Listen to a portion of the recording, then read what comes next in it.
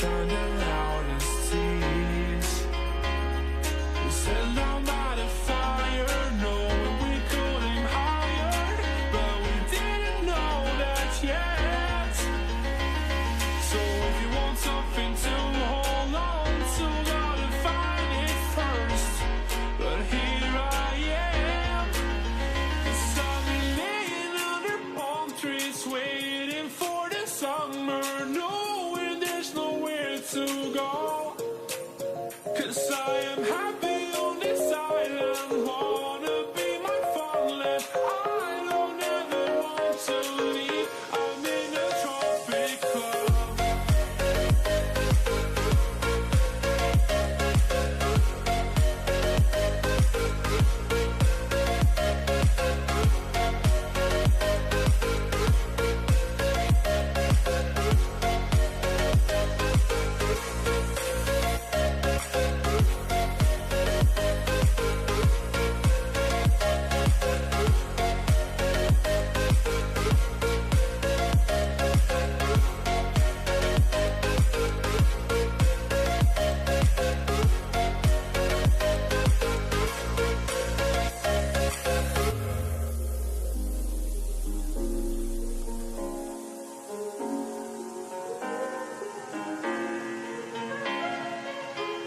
I remember the ocean, memories die out too hard.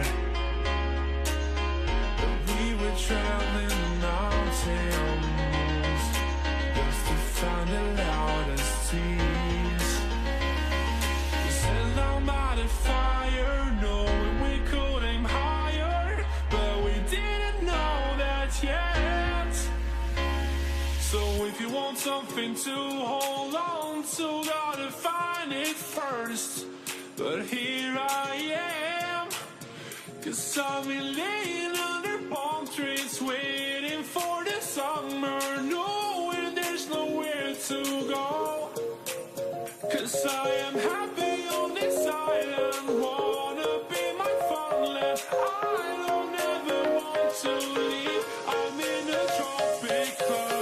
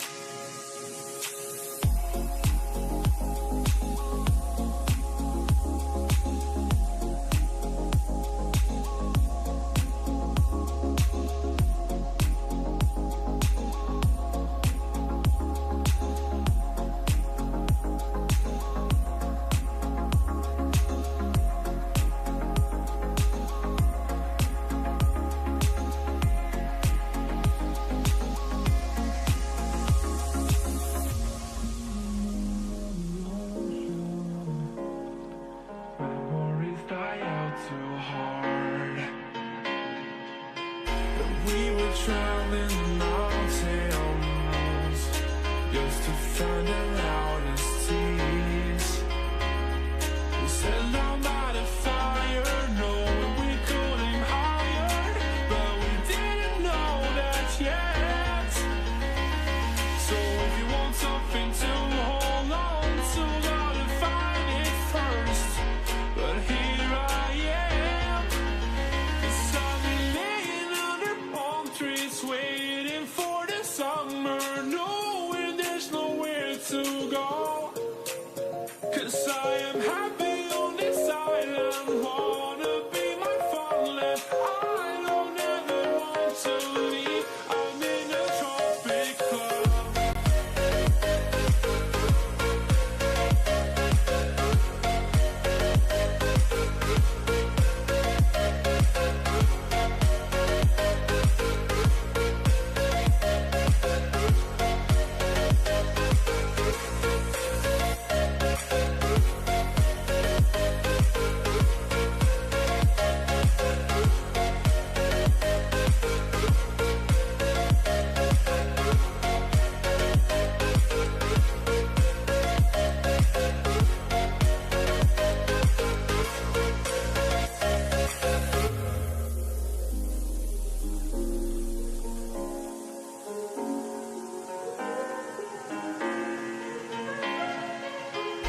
I remember the ocean, memories die out too hard.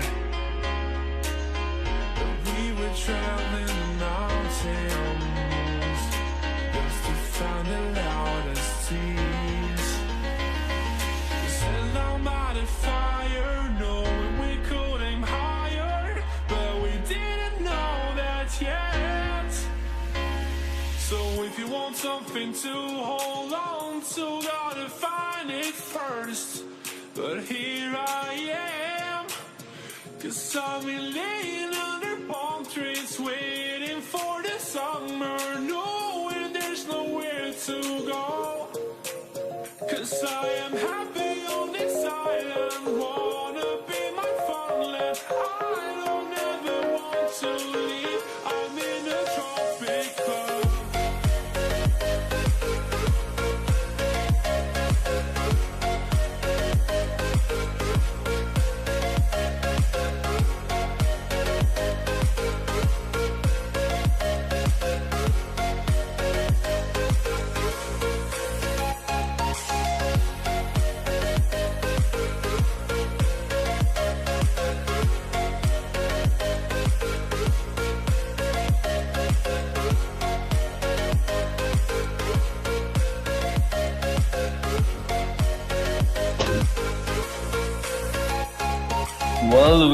Hello, ladies and gentlemen, and friends of all ages. Welcome to the Battleknights Project India Season 1, Day 15, Top 16, Day 2, and this is the last day of Top 16. And let me just give you a short introduction about our teams we have on the blue side. It's the Team QRT, and on the red side, it's the SeeYouDead. And joining by my side is none other than our favorite, Jenny. Jenny, how are you? I am great. I took a break. I went out. I feel refreshed. I went for a trip and now, yep, I am back to the tournament and I really want to see some neck to neck fights. Yeah, exactly. I hope these team can deliver you a top level gameplay. This is top 16, and we will be moving towards the top soon. Until then, I hope Jenny, you will good game here. Yeah. I'm waiting for one. I am so hoping that it's not a one-sided one and not like one team is snowballing. I just want it to be like massive, massive fights and this and that. So yeah, let's just hope for it. Exactly, and let's see what's the ban coming from the Team QRT. It's the first ban, and remember, guys, this is the 10 ban lobby, and it's day 15, so we will get to see a lot of game plan ban coming. Like you have to think, you have to investigate, and just study opponents, and that's what I was talking about. The Esmeralda ban in the second ban phase coming from the side Team QRT, and what is gonna be? I'm guessing it should be Leslie, as they are just limiting the marksman and the team CU is just limiting the hero pool or the jungler of the team QRT, and vice versa. They're just doing for the marksman of the team CU dead. So I'm pretty excited to see what is Yuxin is gonna ban here because I'm thinking that it should be Leslie. What will you think, Jenny? Um, they should be banning the Leslie because she is a very good option these days when it comes to marksman. But they also have a Clean Open, the Melissa Open. I don't know. I am guessing they are going to cut out options for marksman. But okay, I do not know why they decided to ban an EXP laner because I'm not very sure that Barats is going to do a hyper. In that case, they already have an EXP laner. What's this say? Exactly, exactly. I guess they are thinking that Bharat is going for the jungle, and I think they are just gonna get Yeah. surprised by it. And yeah, I think Bharat is going for the jungle. Or where can we see a 1-3-1? I can't get the graph of the team. See, you did as they have picked the Exactly. Florian. Yeah, but never mind. You have to be innovative to win this game, man. Look at that hooker coming in. Ginny, I guess we are getting some nostalgia here. Wow. Yeah, I like exactly. that. Yeah, yeah. Franco. Wait, forget about Franco. What's going on with team? What was that? SeeYouDead, right? They Yeah. have this Kadita, they have this Florine, and they also have another tank. Um, this is so messy. I don't know if they have some kind of strategy planned out, but it doesn't look good to me. Exactly, exactly. And they're going for that tankiness. And look at the marksman is and Leslie's still open. I think this is the perfect game coming for the Leslie. Oh, look at that. I guess I am the god of prediction now. I'm just kidding. Not being an astrologer here, but that's a good pick coming for the jungle of the QRT. Look at the RV going in for that, Barats can easily counter one of so much of the HP hero that you can pick. Oh, they are just hovering towards the Layla. And Layla is, remember guys, don't, you can't judge a marksman based on their car, like their picks. You can judge a marksman based on his gameplay. So whatever you pick, if you pull out the perfect gameplay, you are a good marksman. So yeah, that's what that's what I like to believe, and I will believe that. They will go towards the Leslie pick, and so far so good. So look at the jungler of both the teams with the Barats versus the Bakshia. Carry versus the Leslie in the marksman roaming inside the Balearic versus the Franco on the mid side. High Reina with the Faramis Dazzle going for it in Cardita and Blue and lastly ESP lane. I don't know who is the ESP on the side of the team. See you dead. So far, I think that both the teams have solid draft, but Team QRT have, I think, in my opinion, it's like superior. Jenny, what is your opinion about it? Um, I think that the blue team QRT is obviously looks like they have a better draft, and they kind of do actually because, in fact, Team Rest draft is also really good unless they decided to, until they decided to pick this Florian, and then okay, it was fine until they picked Florian, but then another tank on top of it because Florian was enough, right? I Yeah. needed an actual EXP laner, but I don't know. Maybe they'll surprise us. Exactly, exactly. As we are on the loading screen, guys, yes, we will be shortly toward the land of dawn, and here we are with the land of dawn, guys.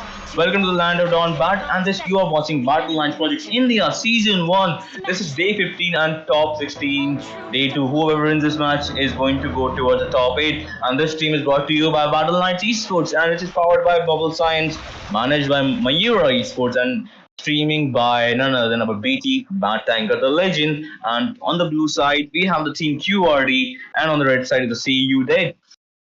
Both the junglers are going for the red, like the standard gold lane rotation. Bharat for the blue buff, Akshay for the red buff.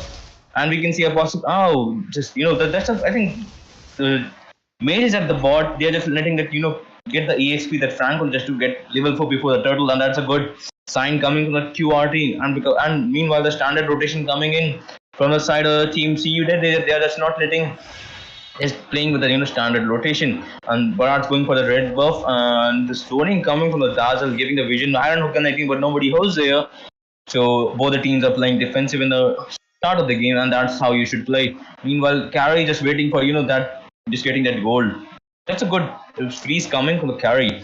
Meanwhile, the Franco going two in for Promise with that, forcing the Leslie to figure out and use camouflage there. Bharat's just trying to be level 4. You remember, RV is already level 4, and I don't know, connecting there. Blue Moon will have to end up. Barat's ultimate, Barat getting that Franco kill, and again knockup coming from that Nazar, but the first blood will go towards the Baksha, as Baksha is with the ultimate going in towards the Leslie, and will also take down the Leslie flicker coming in. Iron Hook again connecting Kadita with that waves. But nobody holds it, and this will be 3-for-1 trade coming in from the side of the team QRT, and SeeYouDead just lost the first team fight of this match. Wow. A lot of things happened there. Okay, I was like, okay, this team's gonna win the game. Okay, no this team, no this team, no this team. It kept on taking so many turns.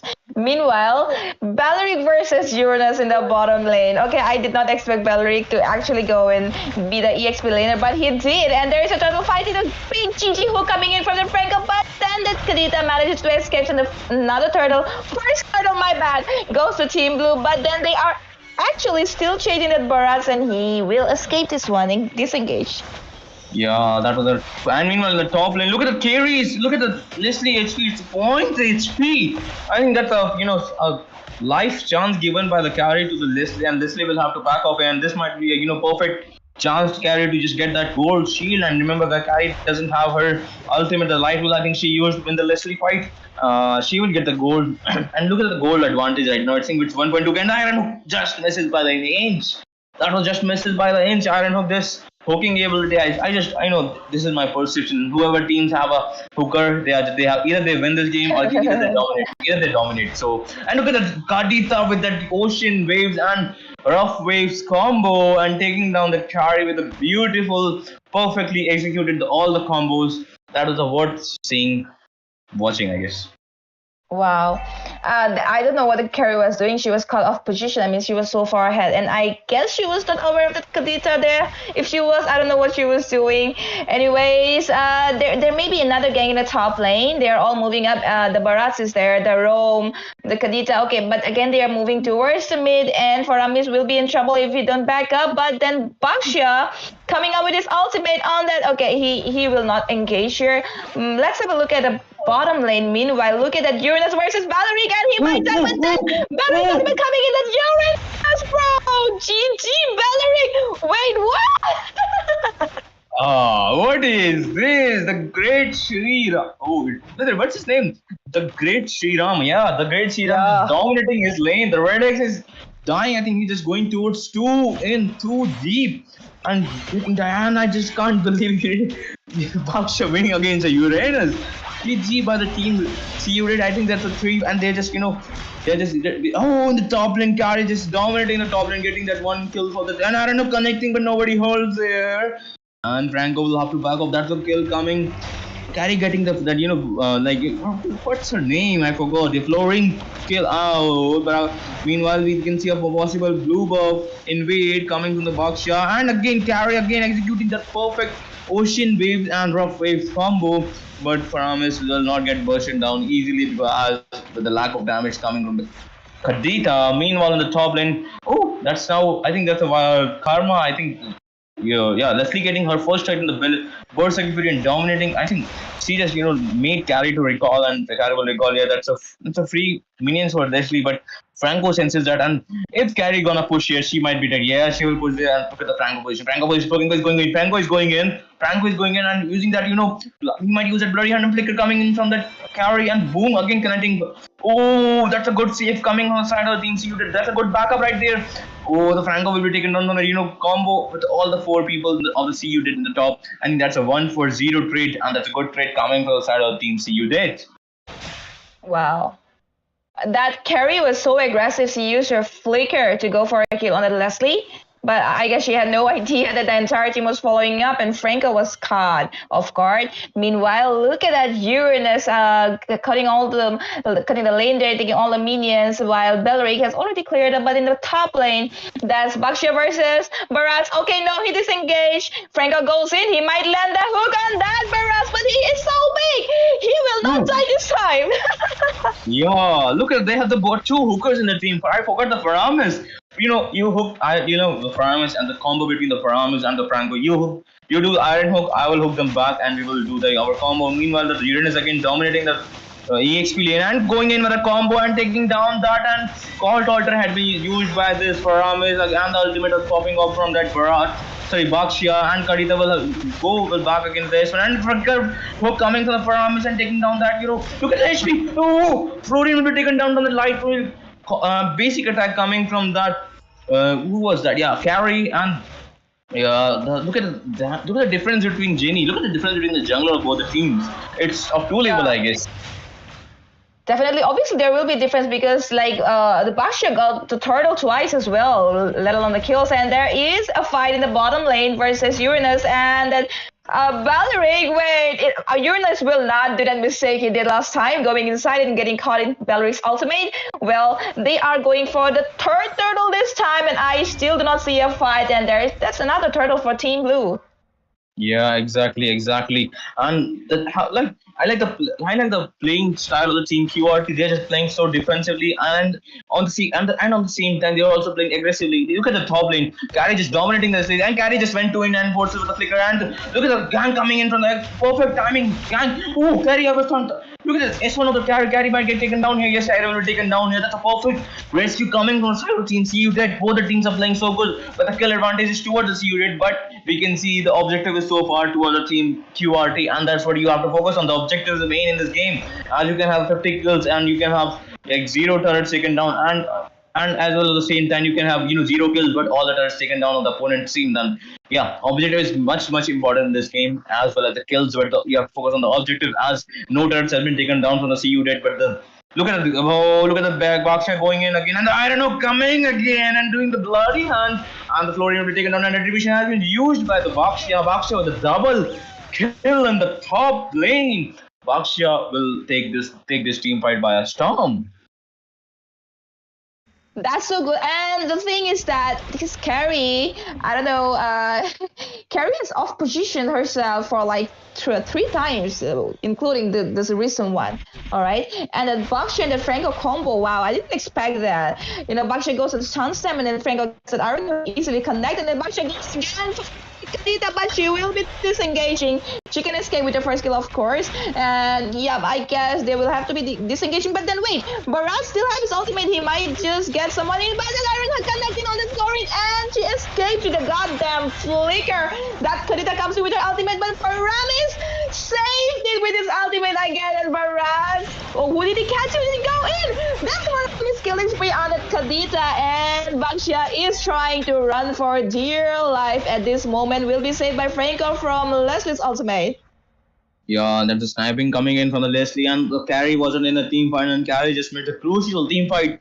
This was, I think, the lack of communication, because this team fight goes towards, I guess, the team SeeYouDead, and that was a good catch coming from the Barat. She's catching that Paramis on point, and look at that Iron Hook. Can we see a possible Iron Hook? And this Paramis and this hooking combo. What do you have to say about this hooking combo from Paramis and the Franco Jenny? It's good, if you can make it work, it's awesome. It makes it so much easier for you to get someone in and have it kill, right? And obviously once you get someone, it becomes just so much easier to form a gank. And then Bakshia goes in for the Kadita, very low in HP, but then she escapes, and there's another one, Leslie, but she escapes again. GG ultimate coming in from that Baleric, might even save the gang. There you go, mega kill on the Kadita, double kill on the Bakshia, but Carry takes a triple kill by the Kadita. Will she be able to take a Maniac? And the Maniac on the Carry, bro. Is there gonna be a savage by a goddamn mage? No, he is too tanky. But this leaves the red team with a free lord. Oh my god. What do you mean a goddamn mage? I'm a mage player. I just feel offended right now, because this Maniac was a very good Maniac coming from the dance of Kadita. I didn't expect it. Carry again, as you have already said, Jenny always cutting the down off position, but she tried to take down the jungler, and I think they might be a possible routine. Look at the conceal coming into the front. Can we see a Lord Slayer? And the petrify misses from the Kadita, and that Lord shot call wasn't on benefit of the team SeeYouDead, as this Lord will be taken down from the team QRT, and the bloody hunt going in, and the Ocean Maze and Rough Whip connecting again of the Kadita, misses with that Bakshia. And look at Barat doesn't have enough light will ultimate pop up, and there's true damage coming in from the Carry. The Carry will be taking on a flicker hook coming in from the Paramis, and Iron Hook also connecting, but nobody holds there. So close. I'm just praying for this Florian to run. Florian will be backing off, and mid lane turrets will be taken down from the team QRT. What a team fight, bro. What a team fight. I mean, I really thought that they were gonna take the Lord easily, but then I missed the fact that Carrie was dead at that time. Oh, sorry, not Carrie. Who was that? Leslie. Was she dead? Oh, she wasn't, right? Why did they not take the Lord very fast? Maybe she didn't have the attack speed. Maybe is that why? Yeah, I don't know. That was a wrong call coming from the side of the team as Vakshia was there to capitalize on that mistake and just getting that retribution on time. That's perfect jungler objective and the jungler role coming from the side of the Vakshia. And meanwhile, we can see top lane Lord is marching towards top lane, and this is the first Lord of the game, so this will not hurt that much. But yeah, turrets will be taken down. As we can see, one turret has been taken down from this side of the team SeeYouDead. But oh, look at the middle line carry taking this petrify combo dazzling. It's just providing a dazzling gameplay to us.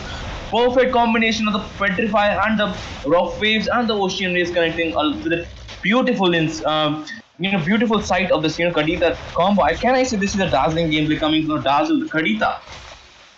Wow.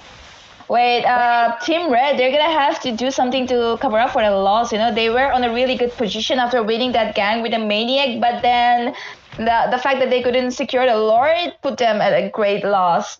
They did defend it though, but they have also lost quite many towers, while Team Blue has lost only one so far.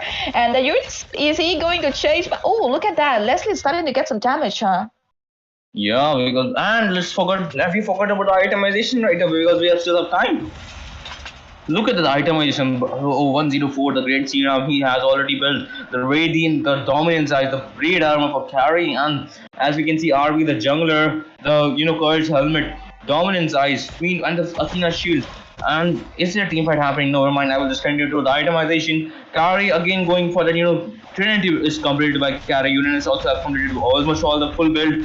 And as you were saying that Leslie is starting to hit, Leslie is going for, I don't know what she's going for the second or third item, but she is definitely has that, Endless and the Berserker combo, which is going to hit like a truck if she has built her disappear right away.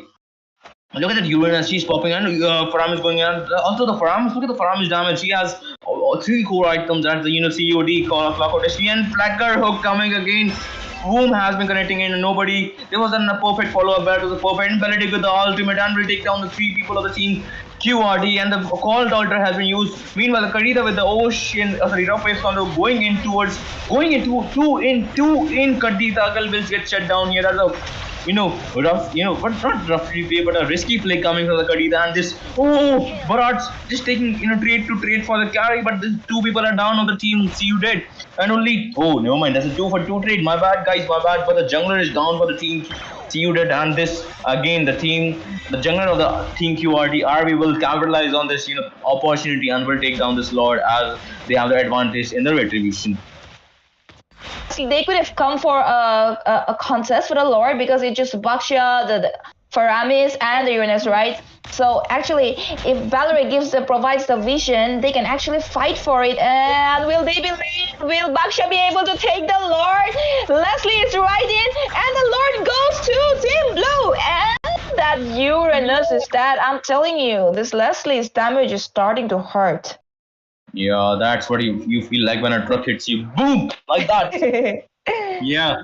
I know. Don't experience it, guys. Don't experience it. I'm just telling you the analogy. No, not in real life, in game. But we can see, yeah, as you already said, this Vakshia is providing a lot of evidence towards his team. The team QRT securing 2 lords back to back in this team fight and just letting the momentum, the momentum shift has never shifted towards the team SeeYouDead. For one moment it shift and another moment the team QRT bounce back, and that's a good short calls coming from the team QRT. And we can't forget the SeeYouDead. They have provided us with a lot of bounce back gameplay. The comeback is for real. Look at the Dazzle with a 913 KDA, and Leslie starting to hurt the great Steenam with a good ultimate, Valorant with a good ultimate and taking the fight. He's taking more than 3 people with his ultimate and Iron Hook connecting, but nobody holds as a minion was in between the Iron Hook, and the vision really popped up from the side of the team SeeYouDead. Can we see a possible successful defense coming in from the side of the team SeeYouDead? So far, so good. They just defended all the lanes. And in the top lane, this Uranus, look at the Iron cutting in and misses from a lot this time. This was not by an inch. He just misses that hook. But yeah, never mind. You still have, because that's your.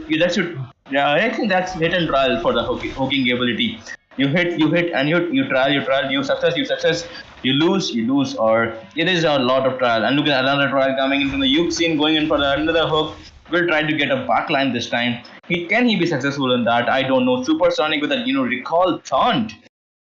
And I think I have to be at my pace as the vision hasn't popped off from the sniper or the Leslie deadly sniper right there. Camouflage can be used from the Leslie, and the Barats will take care of the Faram is going in. Remember, guys, Faram is have his flicker, so he might pull out that flicker hook combo along with the Franco. We can see a flicker hooking combo. Franco is recalling. I don't know why, but never mind. He's just taunting with that recall. We can see a defensive play coming from the side of the team QRT. They have been so defensive in this game because they are just not letting the team SeeYouDead. And look at the damage coming in from the Leslie.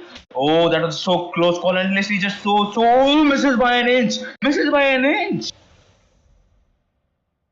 You're right. I told you, right? This Leslie is starting to hurt, and this might just turn around because of her damage. Just look at that. That she's melting that Uranus, bro. And the Lord will be here in 23 seconds. And I guess, oh, that's an Iron Hook going straight in. Suppressed. Blue Moon might be in trouble, but no, that's the wrong hook, bro. Ultimate coming in from the battery, and the game might change anytime with that ultimate. But the Parameter's ultimate just saves everyone. Baxia already takes that Belleric down. And Leslie might actually be able to finish them off, but no, this is not going to happen. This just leaves them the opportunity to get that Lord without any contest. Yeah, the Sea Halberd has been rushed from the Leslie, and look at the camouflage. No, but the deadly sniper popping off from the Leslie. But Leslie is getting a lot of damage from Paramis. She will have to buy a Kina very soon after that. Despair she as well. And we can see a possible Lord fight here, and Paramis is zoning out that jungler of the team Q, not the jungler of the team SeeYouDead. And look at that Khadita going in with that ocean waves, and again Boom has been connecting. Look at the Barat going for the all bloody hunt to the Barats, and Barats will be taken down as he has been sandwiched on the 4 people of the team QRT. Again connecting but misses by an inch again. And look at that Khadita going in, and can we see a possible? Never mind, she just went 2 in.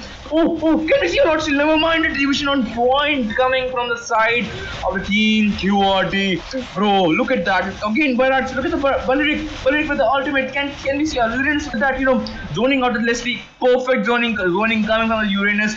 Can we see a possible Uranus kill here? No, I think there was a shot of damage coming from Leslie. She would have gone for that, Despair instead of that Sea Halberd in the first place, and she would have taken that team fight by a storm. Wow, that Khadija, I should say, very, very well tried, but the timing, the retribution timing by that Baxia, bro, GG. Well, they have got all the turtles and the lords so far in this match.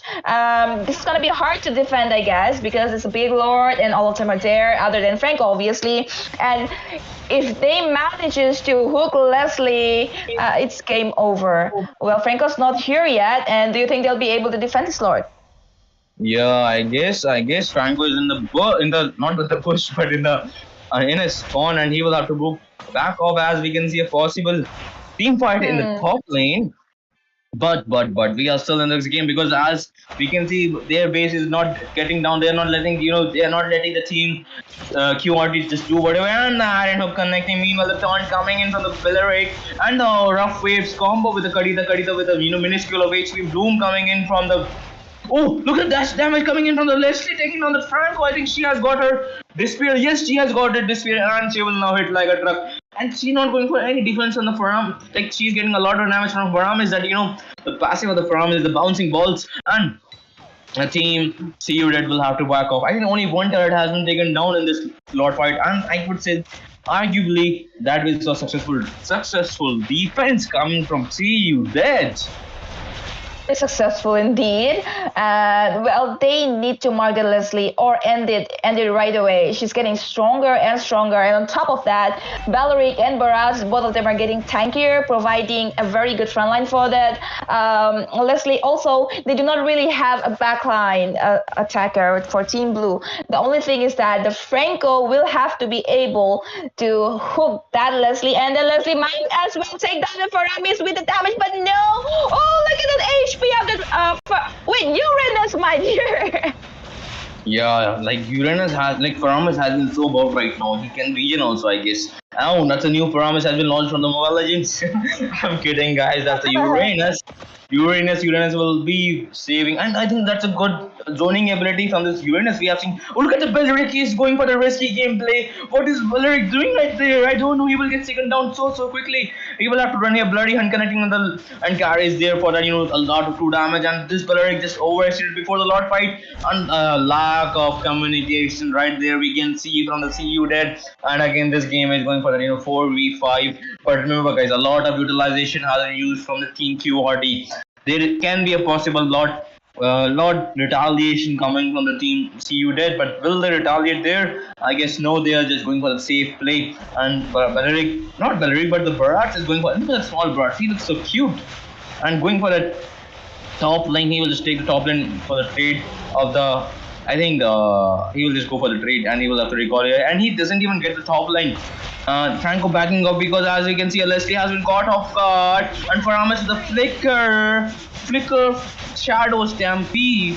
That's a beautiful execution right there. Flicker stampede can actually, and the flicker hook coming in, and the ocean ridge combo. Rough waves combo called alter has been used from the Paramis. This Paramis has been on point today, just getting perfect opportunity in the flicker stampede. And remember, guys, Belleric is still there. He can go for his ultimate. Yes, popping. Yes, get potting. That Franco might be dead here. They are just waiting for the Leslie to pop off because Luminous Lord is marching. Not Luminous, but it's the level 3 Lord. This game has been moved to the 23 game mark, and both the teams have the full build. Look at the build. And Faram is getting the not look at the base. They're just waiting for the base, not letting anyone take the base. And this is a lot risky play coming from the side of team QRT. They're not, and Uranus is too deep. Luminous Lord is just in the top lane. He's just forcing, and Leslie will resurrect in 4, 3, 2, 1. And this Kadita going in again. Kadita gets taken down to the Promise damage. Promise damage. Call Alter has been used. Can we see a possible end for coming? Light Blue ultimate is popped off, and this base will gets down, and the team QRT takes the win via good communication here. I was so disappointed on that Belleric. And then again, right after he made a mistake, Leslie goes ahead. I don't know why. What's wrong with their positioning every time, especially when the Lord was there. They made so many mistakes, and they had the potential. But then they kept on making mistakes after mistakes, and Team QRT kept on taking advantage of it. Also, the combo wombos, the Faramis, the Franco, the Baxia. Wow, I loved it, bro. And then at the end, obviously, Carrie just kept on hitting the base, so there was no point waiting for Leslie. I just knew that they were gonna straight away end it right then and there. Yeah, that was a little bit miscommunication coming from side of the team SeeYouDead.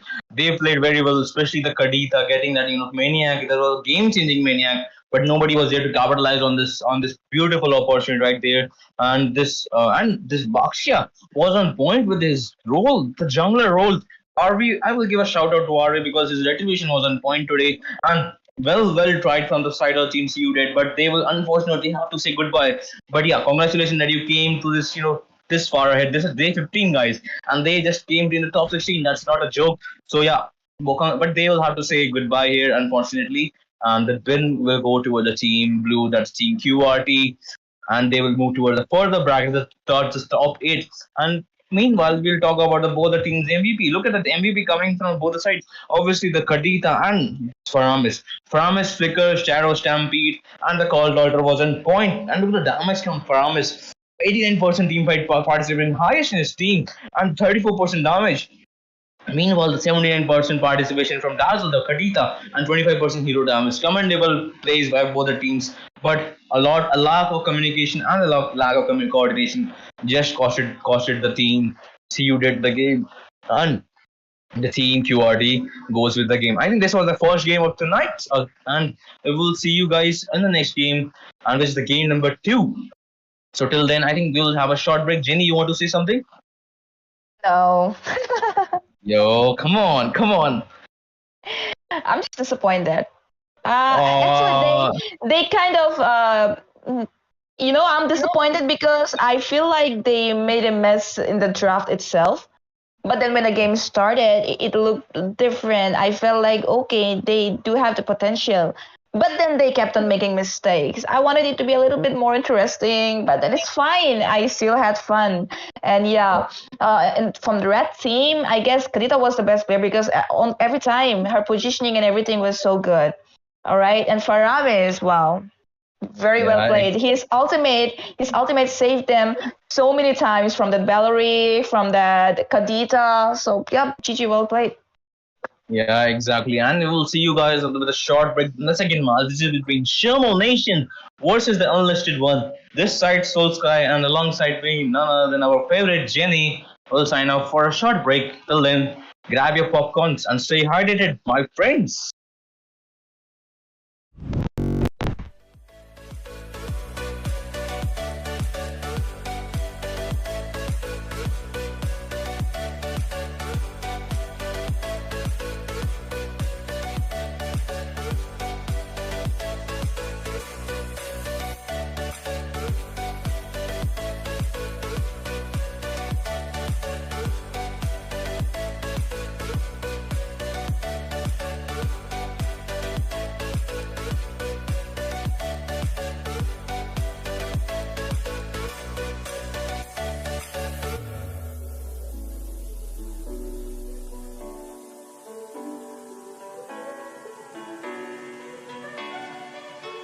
I remember the ocean memories die out too hard. But we were traveling the mountains just to find the loudest seas. We set our mighty fire, knowing we could aim higher, but we didn't know that yet. So if you want something to hold on to, gotta find it first. But here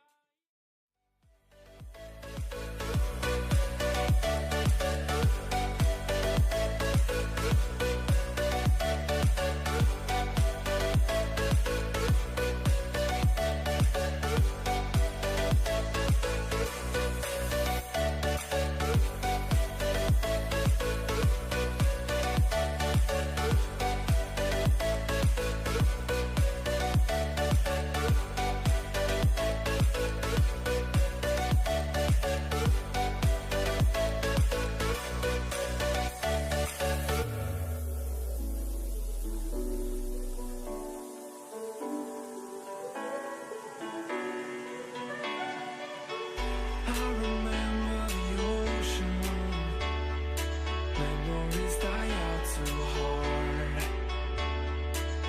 But we were traveling the mountains just to find the loudest seas. We set our mighty fire, knowing we could aim higher, but we didn't know that yet. So if you want something to hold on to, gotta find it first. But here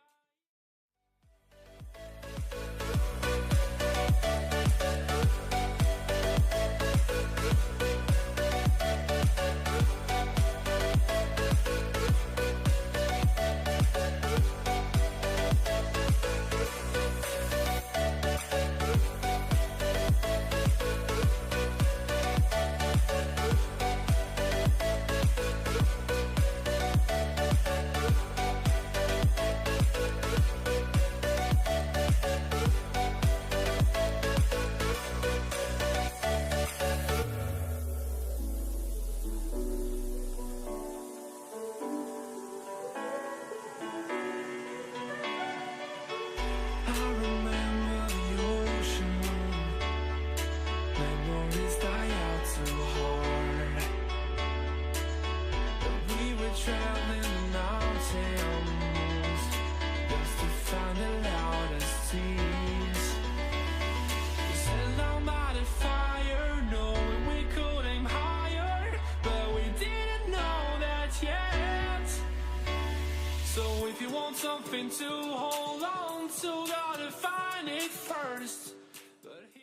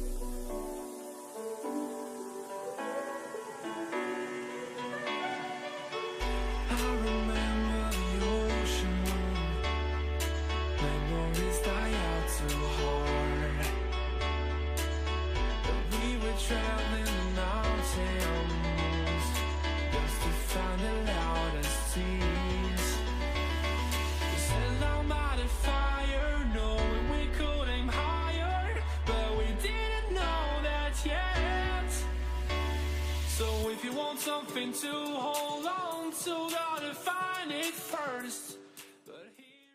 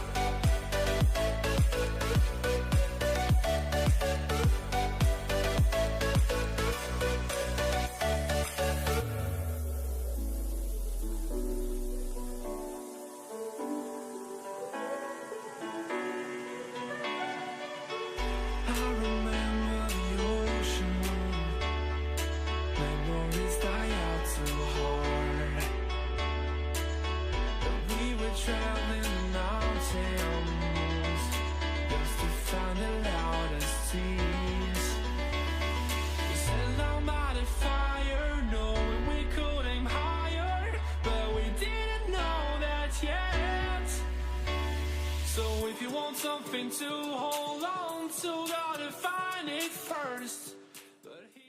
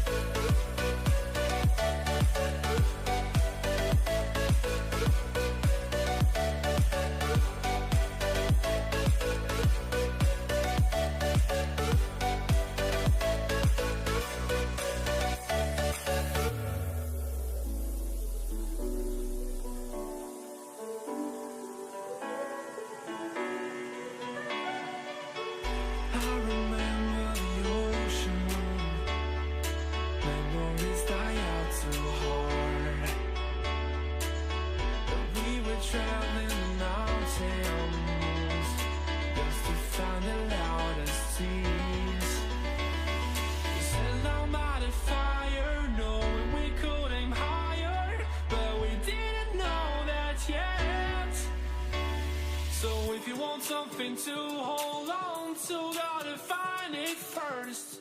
But here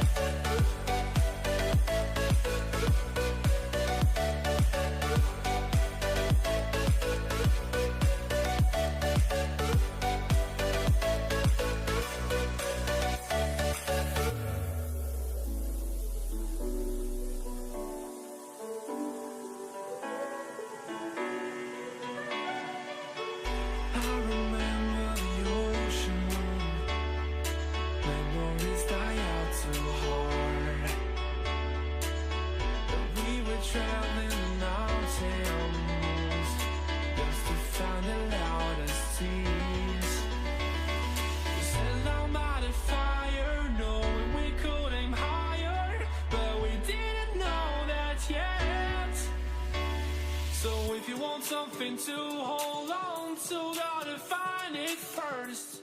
But here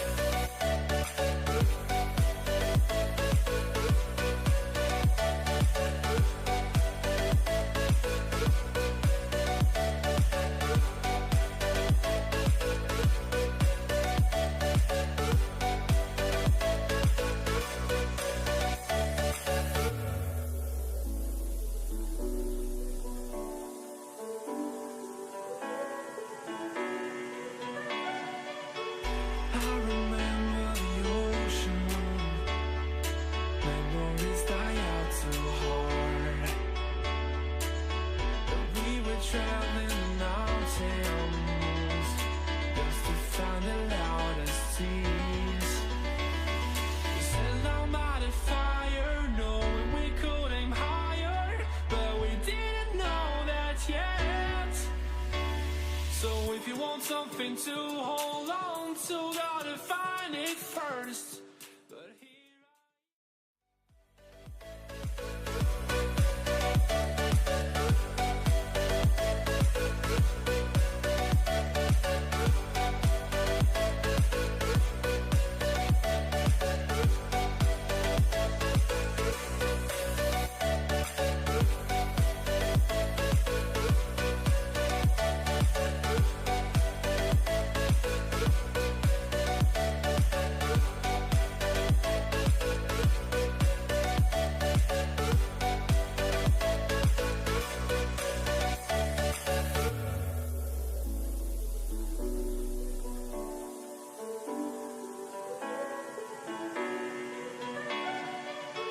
I remember the ocean, memories die out too hard. But we were traveling the mountains just to find the loudest tears. We set our mighty fire, knowing we could aim higher, but we didn't know that yet. So if you want something to hold on to, gotta find it first. But here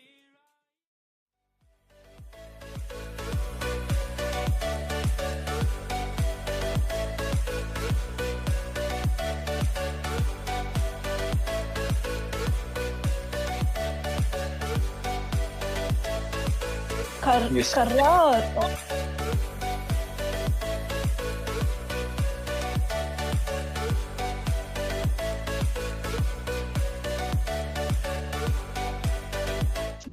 All right, well, we are back here again, guys, and this is will be the game number 2 of the Battleknights Project India Season 1, Day 15, and this is the top 16, Day number 2, and whoever win this match will move to the top 8. And remember, this is the last round of the top 16, and we have on the left side is the Enlisted One, and on the right side is ShomoNation. We have seen both the team is, but they're actually a lot capable in this tournament, but this is going to be a match I guess I was waiting for. And joining by my side is none other than my favorite Jinx. How are you, Jinx? I'm doing good, Sol. Now, I know you're a bit disappointed that someone's gone and you have to cast with me, but I hope this match can make it up to you. I hope, it brings back your excitement. Like you said, right, Enlisted One against SomoNation, two really good teams. I think we can just go into the draft pick because, as far as I know, these two teams like to end their match in 10 minutes. I don't really want to keep them waiting. So we're going to jump into that draft pick. So first ban from the side of Enlisted Ones here. So how is the tournament going so far for you, Sol? You casted the previous match. You're going to be casting this one as well. So what do you think? How do you think the teams are doing? Yeah. If it's just we have come a long way. It's day 15, and this is top 16. So top 16, I'm just getting the games of my life. I'm just learning a lot by seeing these games. They're just it being on point. Previous game I think it was more than 22 minutes, and that's a lot minutes, and both the teams were on point. But slightly mistake coming from one team just cost it in the game. But this game is a long, as you have said, this 10 minutes game. They're just the team that ends the game in 10 minutes. So we can see a possible 10 minutes game, and we can also see a possible 20 minutes game. But let's see the ban coming from both the sides of the team. Enlisted One going for the Uranus and the Link ban. Both, one is the finest EXP we have seen in the previous game, and Link, one of the finest jungler out there. Just do your temperature sword, go in, kill one people and come out of this. It's like just in a matter of a snap. If you know how to play Link. And again, the Valentina ban coming. I think this is Valentina ban rate is a lot higher than I think more than 80%, because we can see and in every day we have seen every day a Valentina ban coming in. from each one of the teams. So yeah, Valentina is again one of the finest mates. But now let's talk about the ban coming from ShomoNation. Leslie, we have seen what Leslie can do in the late game. She can hit you like a truck and can kill your tanky heroes like it's just a marksman. And again, one of the finest mages of Novaria ban coming in from the side of the stream, ShomoNation, one of the finest mage out there. He can provide vision, and if you have vision, you have the game. And again, the Xbox ban coming, one of the good bans because Xbox can be used as a jungler, as a roam, and as a EXP laner. So both the teams just banned very, very, very good heroes. Now let's see who's gonna pick which hero. I'm sort of expecting enlisted ones to maybe go for that Kadita. As far as I know, ShomoNation really likes to go into that Kadita roam or even that mage, right? You don't really know which way she's gonna go, but looks like they're gonna go for that Tesla. Either way, is a good pick, right? He's pretty tanky. He deals a lot of damage, and that Flicker ult is gonna make it very hard to escape. Now, next two picks coming in from ShomoNation here, they do have that Kadita open, which I know they like, but they might just be going for another EXP. They are, showing that Beatrix. I don't know. I would sort of prefer a Claude or a Brody at this point, but looks like they are sort of teasing the Beatrix, but they do lock in that Fredrin. So the Fredrin. Hyper coming in. I mean, he is just so tanky, right? The more damage you deal against him, the more he's going to be dealing against you. So that's a good pick coming. And they already have that front lane, setting up for them. But I mean, okay, I think he was just waiting for someone to show the hero, and they do swipe in that Yuzong as well. So Yuzong a good EXP laner. I mean, the dragon form, he's always going to be jumping into the back lane. So now I hope the side of Team Enlisted ones take some dodge heroes. Definitely, you don't want to be seeing like the Vexana, for example. You want something with dashes coming in just so they can escape this Yuzong. I think they're going to probably go for a mage or a tank. Okay, they're going to be going in for that Edith. So both sides, right, pretty tanky as of now.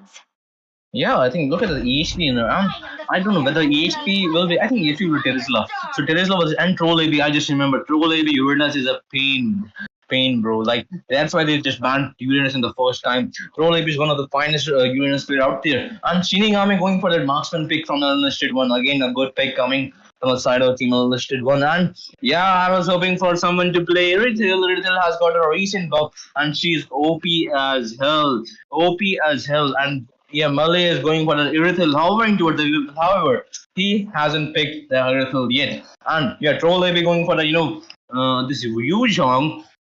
And we have seen this first pick, Fredrin pick. It's quite common between if you have watched the ABM match, they just go for the first pick.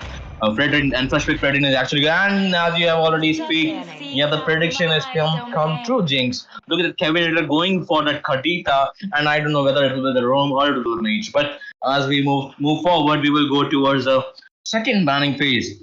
So what do you think is gonna come here, Jinx?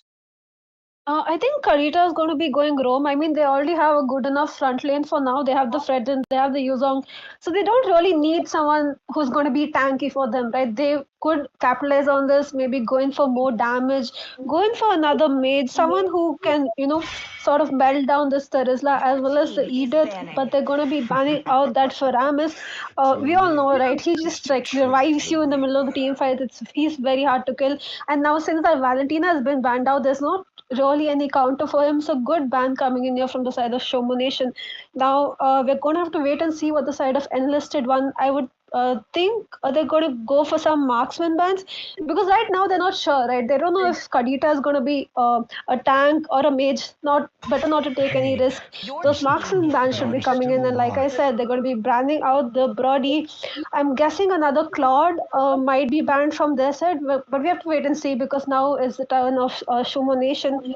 I wonder what they're going to ban. I mean, Edith though. Edith is another flex pick, right? She can go into the tank or she can go into the EXP. I'm not exactly sure what they're going to go for. Exactly. And meanwhile, they are in the banning phase. Look at the chart. They just, both the teams have all their fan base in this chart. They're just, let's go ShomoNation, let's go Enlisted One. So I'm just pretty excited to see what this game is gonna give us the match of a lifetime. But as we're moving toward Ani-chan has a ban here, and can we see? I'm just guessing a roamer ban because they haven't picked a roamer yet. And Promise ban is actually good ban, and the Brody ban is actually good, and the Hayabusa ban coming in. Wow, I think that's a respect ban coming in from the side of Team ShomoNation. How will the Enlisted One react to that? As oh my, the Zai is gonna go is the person who's gonna ban the last hero of this match, and I'm just waiting for him to for his ban. Can I guess a roamer ban? Never mind, Eve is banned. Ah, I think they just guess that Caminator is going for that roaming Kadita. We never know that as Melly has the first pick, and I think Melly is the marksman player of the Team ShomoNation, and I'm just waiting for Melody to pick some good marksman here. Yes, going for the hovering towards the Claude. I'm just waiting which marksman is gonna come here. As both the teams have pretty solid round, but this Edith pick is quite intriguing pick for me. And yeah, he's going for the Irithil, and Irithil is going to be. We can see a possible Irithil domination here, or we can see a possible Beatrix domination here, because both the marksmen are having is pretty quite good in this creation meta, and especially the buff Irithil is quite good. If you know how to play her, you can actually provide a lot of dividends to your team. Same goes for the Beatrix, a lot of dividend for the team if you know how to play a Beatrix. And jungler and the roamer pick is missing for the not a roamer, I guess roamer is the Edith. And the yeah, mage pick is missing. I was about to say a mage. So oh my, those guys is hovering towards the Sicilian, and Martis is oh never mind. I think they're just hovering toward the late game mark, and if they go on for the Martis, that might prove like they are just going for the early to late game, but they are just going for the late game. Can we see a possible lock, Angela? Okay, never mind. That's a quite surprise there, and this Angela and jungler combo can provide a lot dividends to the team enlisted one. And how will the ShomoNation will react to it? I think this is the first time we're gonna see the Angela Mage, because I don't think Edith is that good in the mid lane. I think they're gonna be sending her to another lane, and sending her into the tank, and then we're gonna see the Angela Mage coming in. She does not provide as much as healing as she does with that roam item, but she's gonna be pretty good, right? Look at their team setup. They have the front lane, they have the back lane as well.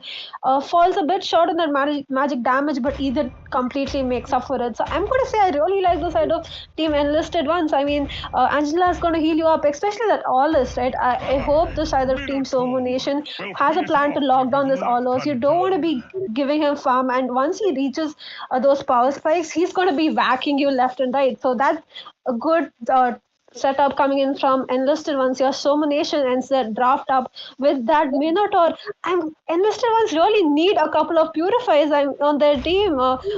Soul right now. The Minotaur, the Kadita, it's going to hurt them quite a bit. I wish they sort of pick up that purifier, at least the marksman. Yeah, exactly. And the Minoan Fury, sorry, not Minoan Fury, but the Mino just completed the draft of the Team ShomoNation, and the both the drafts are pretty solid to me, as this Aulus and the Angela pick is quite intriguing for me because I haven't seen them picking in this tournament. I think it's the first pick coming. Aulus, I don't know in this tournament, but it's first for my time. So yeah, and both as we are on the loading screen, guys, we will just move towards in the land of dawn in short time. Till then, I think you guys should take your drink, take your popcorns, and just stay hydrated for this upcoming beautiful match. We can see. But yeah, your draft can be whatever. All this boils down to your, your gameplay and your micro skills. And as we are speaking, we are moving to the land of dawn, guys. You are watching Battleknights Project India Season 1, which has a prize pool of 130k diamonds. And on the right side, we have ShomoNation. On the blue side, we have the Enlisted One. As both the junglers, never mind, Olaf is going for the gold lane rotation. Meanwhile, the Fredin is going for the EXP rotation, and Melee just using leeching their jungler there. And I think Melee can miss a possible 1 minion here, and he might lose 1 minion. No, he will just reach on the time. And meanwhile, we can see both the roamers fighting and giving the vision for their team. In the top lane, Yuzhong is slightly being aggressive, and Yuzhong will outclearing the Terizla in the first minute of the game. And Kevin, look at the Kevin and the Ani-chan positioning. It's perfect for the Leto fight. And Aulus going for a level 12 mark. He will not fight before the level 12. As per my opinion, I don't know about the Aulus. He will get a possible kill here. And the team, they just asked for a pause there, and what do you have to say about both the rotation of both the teams, Jinx? Rotation seems pretty standard, not much going on for now. I think we might as well talk about the draft before. I mean, not kills, no, nothing has come up yet. The total is going to come up, and I think that's where we're going to see the first team fight. But I have to say, the side of Team ShomoNation, they have too much CC, right? I was hoping someone picks up a Purify, but looks like they're not going to be doing that. So now that Beatrix has to be playing extremely safe. Angela can, ult Ollis or the Terizla from the backlane, but Beatrix is going to be the main target for this Kadita as well as this Mino. Exactly, and I think that there might be some connectivity issue with the team ShomoNation, but as we are in the pause, I think I have a time to just let you guys know who is the sponsor of our stream. And this stream is brought to you by Battleknights Esports, powered by Mobile Science and managed by Mayura Esports. And you know what? This is streamed by none other than BT the Bad Tanker. Shout out to you, BT. But I think we will shortly move into the game as yeah, as this pause will get lifted up. And why this pause? Because we just let you guys have a proper gameplay about the teams. Because if any team has a connectivity issue, we'll just pause in the between and wait till that player comes up. And yeah, he comes up, and we will shortly move into the game. 3, 2, and 1. We are back in the game, and all of a sudden the red buff. Nobody took the lethal right here, and we can see a possible Xion going in the top lane. We can see a possible gank in the top towards the Terizla, and Sean waiting, and Teresa just getting a YOLO AB can be getting a first blooded here, and YOLO AB gets a Tesla get a first blood in this match. What a maneuver gameplay coming into the Topol Vestata, the Tesla using his S1 in the time and just getting the kill of that troll AV. Meanwhile in the bot lane we can see a possible 4-man gank, and they're just taking the creeps of both the junglers. Both the junglers at the same time, exactly at the same time. And yeah, Letha was taken down from the team blue. That's a Enlisted Ones, and we can see in the bot lane there is 2v1, and Kadita going in for that combo, and Kadita might get caught here. Kadita might get caught here. Yeah, Kadita will get caught here and will be taken down on the dollars. And that was a perfect stun coming in from the D'Angela. That slow stun, and the Oh My Does just provided a lot of dividend just before the turtle fight, and this turtle might go towards the team Enlisted One. What a team fight that was! Just totally give the free turtle, and that's a knockup coming in from that Edith just using that knockups to that Minotaur, and perfect timing. Terminator going for that, in the bush for a possible kill there. Xion just going in and not letting retribution has been used from the Xion, and can we see a possible Angela has used her ult over all its appraisal bats connecting. Nobody holds it. It is the penalty zone, and Edith just takes down that both and Angela providing a Terminator, a troll AB going in using the combo of the troll of this Yu Zhong, and Terminator will have to back off here. Can we see a possible kill of the Terminator? Terminator will back off using his Purify of his S1. So that was quite a bit, huh? I mean, so much was going on. You didn't really have a chance to stop talking because the teams are just all over the place at this point. I thought honestly, Enlisted One is going to have a tough time with all that CC coming in from ShomoNation, but it looks like they are not. They have that 2k goal lead as well, a 4 kill lead as well. So they're doing pretty well for themselves, aren't they? I mean, the coordination is coming in just in time. ShomoNation a bit behind the rotation compared to Enlisted Ones, and that all is farming up. I mean, 113, so he's doing pretty well for himself as well. I think those hero targets is something that you want to be focusing on. But the problem here is Angela, right? You can't really target her because she's going to be on someone, either the Aldous or the Terizla, and she's going to be healing them up back to back. Meanwhile, the terrorists are doing amazing job this match. I mean, he's zoning out that Yuzong. I mean, they are pretty equal in the EXP lane, but Teresa does have more damage compared to Yuzong, so he's doing good. Bottom lane as well. I mean, not much happening in the bottom, but Beatrix is free farming in. Looks like a bit of poking going on with Iratel, and we're going to see a 4-man gank in the bottom lane. Angela better have her ult ready because I think Beatrix is going to need it. Exactly. Beatrix is gonna need it. Meanwhile, in the bot lane, we can see a possible 4-man gang coming from ShomoNation, taking down the Beatrix and appraisal bats connecting, but no, not enough damage of the appraisal bats. Melee, I have seen Melee just playing so safely, and look at Thapol Vesta. That's a good rotation coming in from the Tesla, and Dan in the main, and there's a shot, just throwing that axe. This FXX, can we see a possible double kill from that ZX, no, but that was a lot of good damage coming in so that this all lose, and that's a good rotation coming from Tesla. That's a commendable rotation, and we can see a possible rushing turtle. Predator might rush turtle here, but yeah, Team Enlisted One senses that and will go towards the turtle. Temple Best Starter doesn't have his ultimate; he just using the bot lane, and Yuzhong just trying to zone out. Can we see?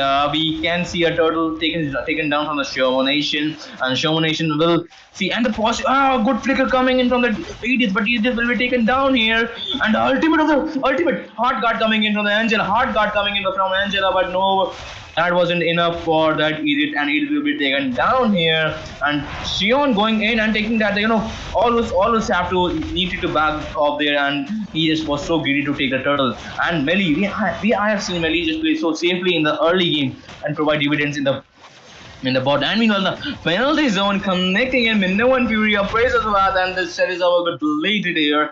As Jinx has already pointed out, the CC is gonna be cancelled for the team Enlisted One. But yeah, in the bot lane we can see never mind, Melee was thinking of taking the turrets, but yeah, Kevin, look at Kevin going in, using the petrify, and beautifully executed from the Kevinator, and the follow-up coming in from the Melee was on point, and the Beatrix will be taken down here, and can we see a possible push in the bot lane as the top lane is taken down? Troll AV wasn't good in the start, but he's now catching up to the Terizla.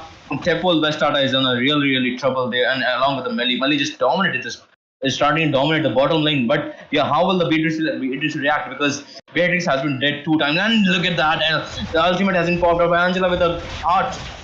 But yeah, and the Bennett's rage is connecting from the ultimate shower coming into the Beatrix both and taking down that Minotaur, and this Beatrix might get a little help from the kill coming from the Minotaur. Ani-chan, can we see a possible push in the bot lane as Yuzhong in the mid lane taking the advantage of it, and Xion going in, and Melly just trying to slow down this Angela, but Angela was out of her range.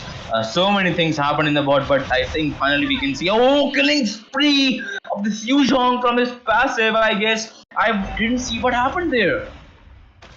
I mean, he definitely got that kill there, and looks like Fedon is going to be getting the second free turtle for his team as well. So that's they're doing pretty good, right? They had a bit of a slow start, but looks like they're catching up.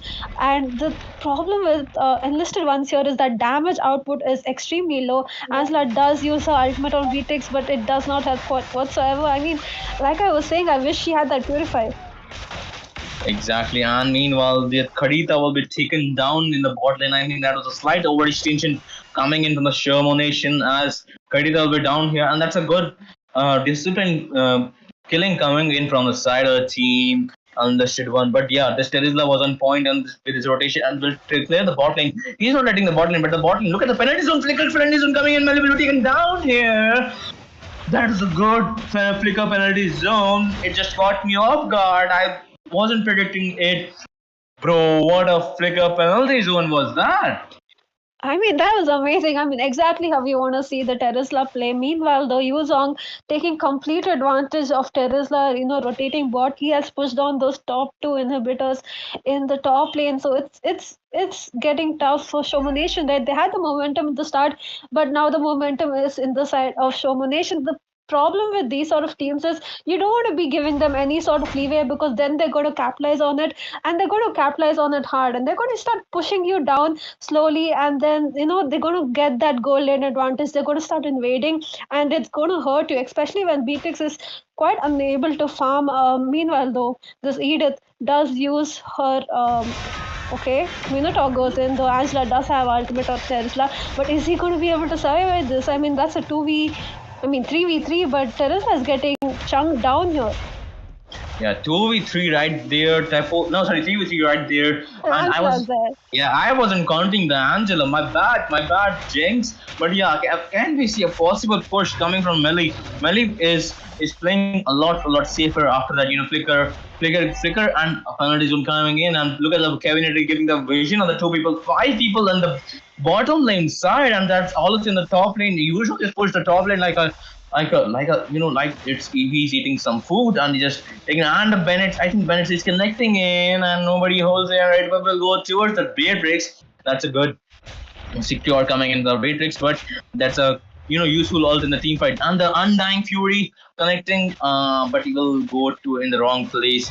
The Undying Fury was, I think that was a slight mistake coming in from that, Aulus, and they will just take the advantage of this and the Sion going in for that, Lord, along with the Ani-chan misses with a knocker, and look at the Tapul Tashwata going in for the melee again, very might end up hot. And the ultimate coming in for the Angela, and this Black Dragon going into zone out, and this Lord will be successful, proper map control towards the ShomoNation when the Lord, and this Lord will be taken down from the ShomoNation. That was a good map control right there. That is true. I mean, they can't really invade. And another thing that Enlisted One is really struggling is the damage output. I mean, they have the Angela. She's going to ult you, but she's not going to be dealing that much of damage, right? And Beatrix does not seem to be doing well. Another gank coming in here in bottom lane. She does use up her flicker, but Minnow follows her right into that turret, and another kill on her. That Purify would have helped. I mean, that's the only thing I'm kind of sad about, that I wish she had a better sort of spell on, and I can't really save her. And now those turrets are getting chunked down. I mean, the bottom lane 2 inhibitors back to back, and then the mid lane Teresa is clearing it out, but he's going to have to go and help out that Lord. And by that time, they're going to be pushing down this mid lane inhibitor as well. I hope they're able to, defend those last 3 turrets in the base. But it's going to be an extremely tough push because now they're losing that momentum. Kadita did try to go in, didn't catch anyone, and that was a good disengage coming in here from her as well. We just have to watch out for that Mino as well as the Kadita, right? The CC, I think that's the problem. Instead of Angela, I wish they'd taken the Diggy. I think that would have helped them more. Yeah, I think they were just going for the combo of the Angela and the Alus, but they will have to wait for the late game as Alus has already got a spike because the 12 level mark has been passed by the Alus. And can we say flicker minimum fury, but no flicker. Turning penalties on getting the 4 people, and the Alus will take the advantage of the Sion going for appraisal that nobody, he just died, and immortality popped of the Sion, and double kill coming from the not Uranus but the Alus. When he's just trying to poke down the damage, and the knockup coming in and taking 2 people down. That's a good knockup. A mega kill coming in from the troll AB. With that minuscule of HP, he'll have to back off there. But what a bounce back! What a counter attack given by the ShomoNation. And one spot, I thought that team fight will go to the team Enlisted One, but no, ShomoNation has something in their mind, and they cooked it very, very carefully, and that just went towards the team ShomoNation. I mean, they did. That was a good counter attack coming in from Enlisted Ones, but at what cost? They're going to be losing those, last 2 remaining inhibitors. Now they just have 1 left, and now that the Lord is going to come up in like 35 seconds, it's going to hurt. That's going to be the enhanced Lord. He's going to be jumping in straight into your base, and I don't know how much they can defend that. Sadly, they don't have that damage output. Right? The terrorists are doing an amazing job. I mean, he's literally carrying. He's going to have a lot of back pain today, because he's carrying his whole team. As of now, Olos is also trying his best. I sort of wish they had more damage output. Kadita, though, they are trying to focus down this Edith, but she's pretty tanky, but she's not going to be able to escape this. That's too bad. Exactly, Edith will be taken down like that only, even without her ultimate. And just look at the Kadita. Kadita is escaping with that knocking up, I think Ocean Rays we call it. Melee going in for the Lord, just going for the Luminous Lord, and this Lord might prove a very, very difficult. And look at that Kadita going in for the combo. Never mind, she was just trying to bait a few utilization from the side of the team. Enlisted One. That's a good gameplay coming from the cabinet, and this Lord will go towards the team ShomoNation. ShomoNation was not very good at the start, but they are now in the total control of their game, and they're just taking. And look at, if you ask me, look at the kill ratio. It's not that. It's only 3 kills. They are just 3 kills ahead. But the farm difference. Look at the farm difference. It's almost around 7k. 7k is a lot of gold difference, because you don't have a lot of items if you are 7k behind. And the recall taunt coming in for that Edith, and Minnow and Fury connecting, taking that, Bennett's Fury connecting, and Nimburu's passion gets used on the Beatrix, and Troll AB going in, Sion taking that, taunting out the Teresa with that heartfelt on the Angela, but Angela not wasted, but trying to seal Teresa. Can we see a possible successful defense coming in from the side of the Enlisted One? This is going to be a 4v5 game, and Elisa doesn't even have his flicker. He just used it right in this previous team fight. And the knocker coming in from the Fredrin. And Bennett's rage again connecting Irithel with that heavy crossbow and just trying to chunk down the HP of the team, of this opponent team. That's an Enlisted One. And Kevin is trying for waiting for the perfect opportunity and forcing that flicker of the Angela. And the Angela will nobody holds it. And penalty zone also connecting, but nobody holds it. Always with that, the Lord Appraiser's back connecting, not enough damage. And Minovan Fury also connecting the flicker, nobody holds there. No, but a good follow-up coming in from the ShomoNation. Melly going in, Melly just giving a lot of damage without even heavy crossbows again live, and that's coming. And this might be the end for the team Enlisted One. Yes, this is the end for the team Enlisted One. What a game coming from the ShomoNation. Both the teams played very well, but this game comes down to the team who played slightly better. That is true. Also, the draft, right? I feel instead of the Edith or the Angela, maybe they could have taken another tank who can actually provide those setups for them. Sadly, Beatrix did not work out. I wish they had taken. Like, I think the draft eventually failed them. Angela Mint is fine, but you really need that damage output coming in, either from the marksman or from the hyper. And Aulus definitely needs a lot of time to farm up, right? He comes online towards mid to late game, and that's not something you want to set up as your hyper, especially against this sort of team in the enemy composition. Like I was saying, Melly, extremely good job. I mean, he had sort of a free game. Teresa was trying to lock him down, and he did manage to get 2 kills on him. But eventually, you're not going to be able to even get through that setup. I mean, Fredrin, the Minotaur, the Yuzong, they all are amazing frontliners, right? And they don't have anyone on their side to actually go into the back lane. Definitely, the CC hurt them quite a bit. Also, the damage output was extremely low from their end. But eventually, that momentum that they had in the starting, they gave it away completely. And I feel like they lost that, what do you say, Josh? Like they just could not make up. You know, the trials were going back to back. It was quite a long team fight in the end. I mean, the side of Team ShomoNation was just relentless, and they wanted to end the game pretty quick.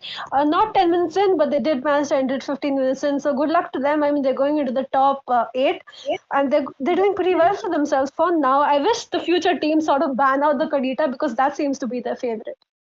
Exactly, and we didn't even get the time for that. Itemization, as there were back-to-back team fight happening. And look at the itemization. Both the team. Belly just got his full build in the late game, and Troll AV wasn't good in the start, but was actually proving a lot of dividends in the late game. And look at Troll AV just went for all the defense and just one attack item, and still he was managed to take down that Beatrix so many times. And Beatrix got ganked so many times, and that was, I would like to mention it now, because if you don't gank a lot of gold lane, you will get outgold means your opponent's gold laner will take the advantage of it, and we have seen in this match how Melee took the advantage. Shinigami tried so hard to defend. He even look at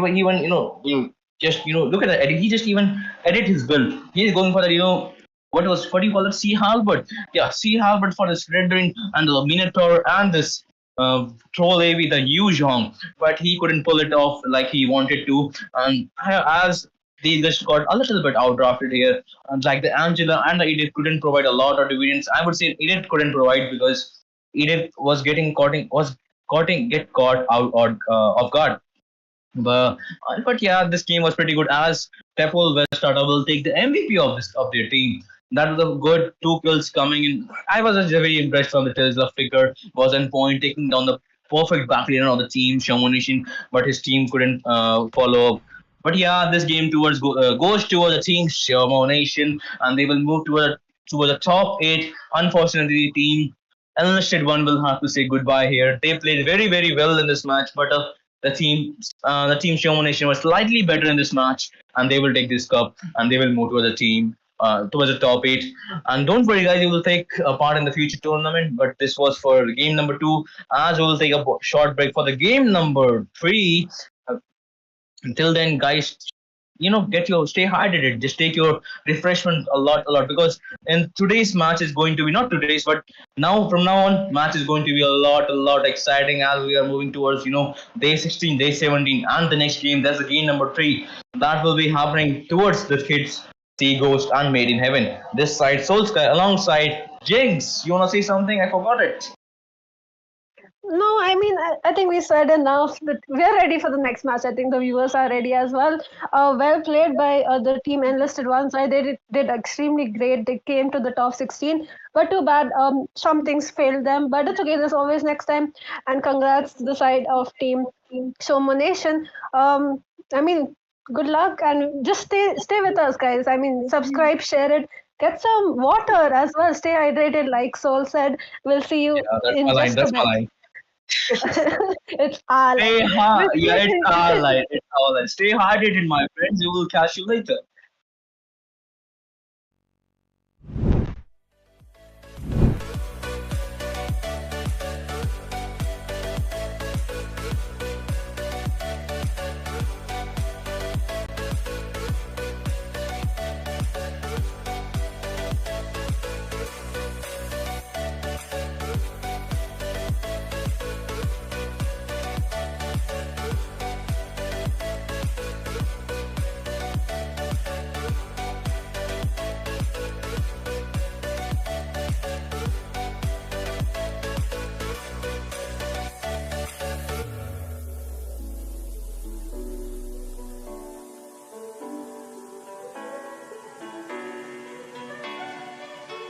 I remember the ocean, memories die out too hard.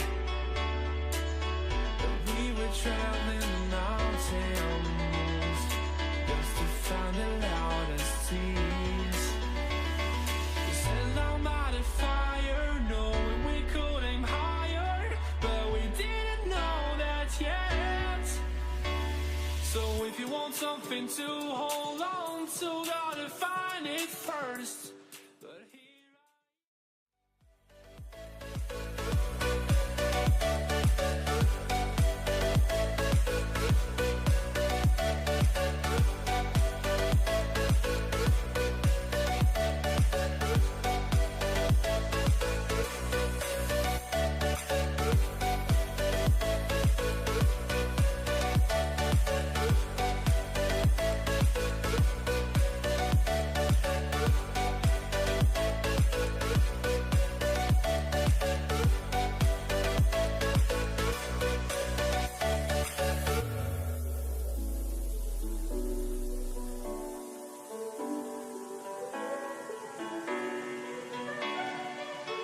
I remember the ocean, memories die out too hard.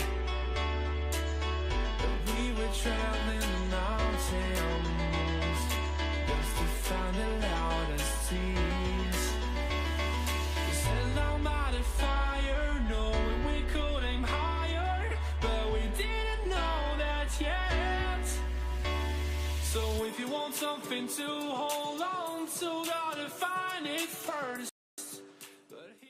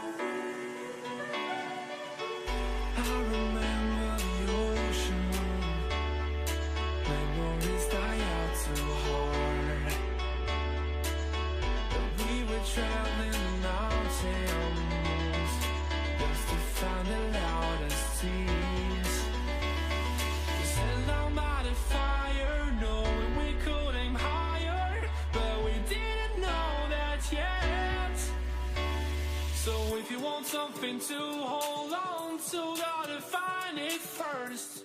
But here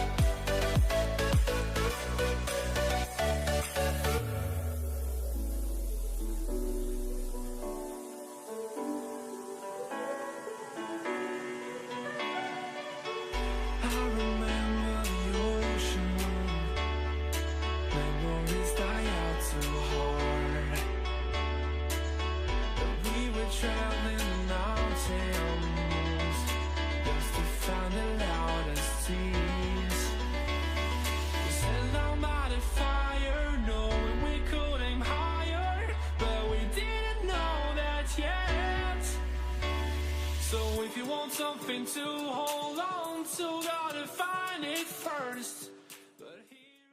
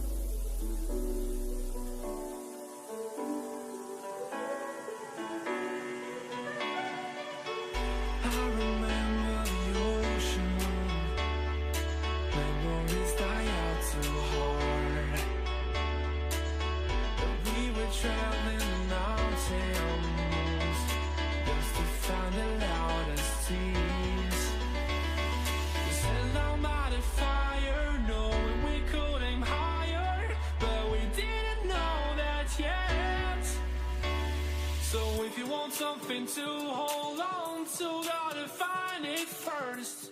But here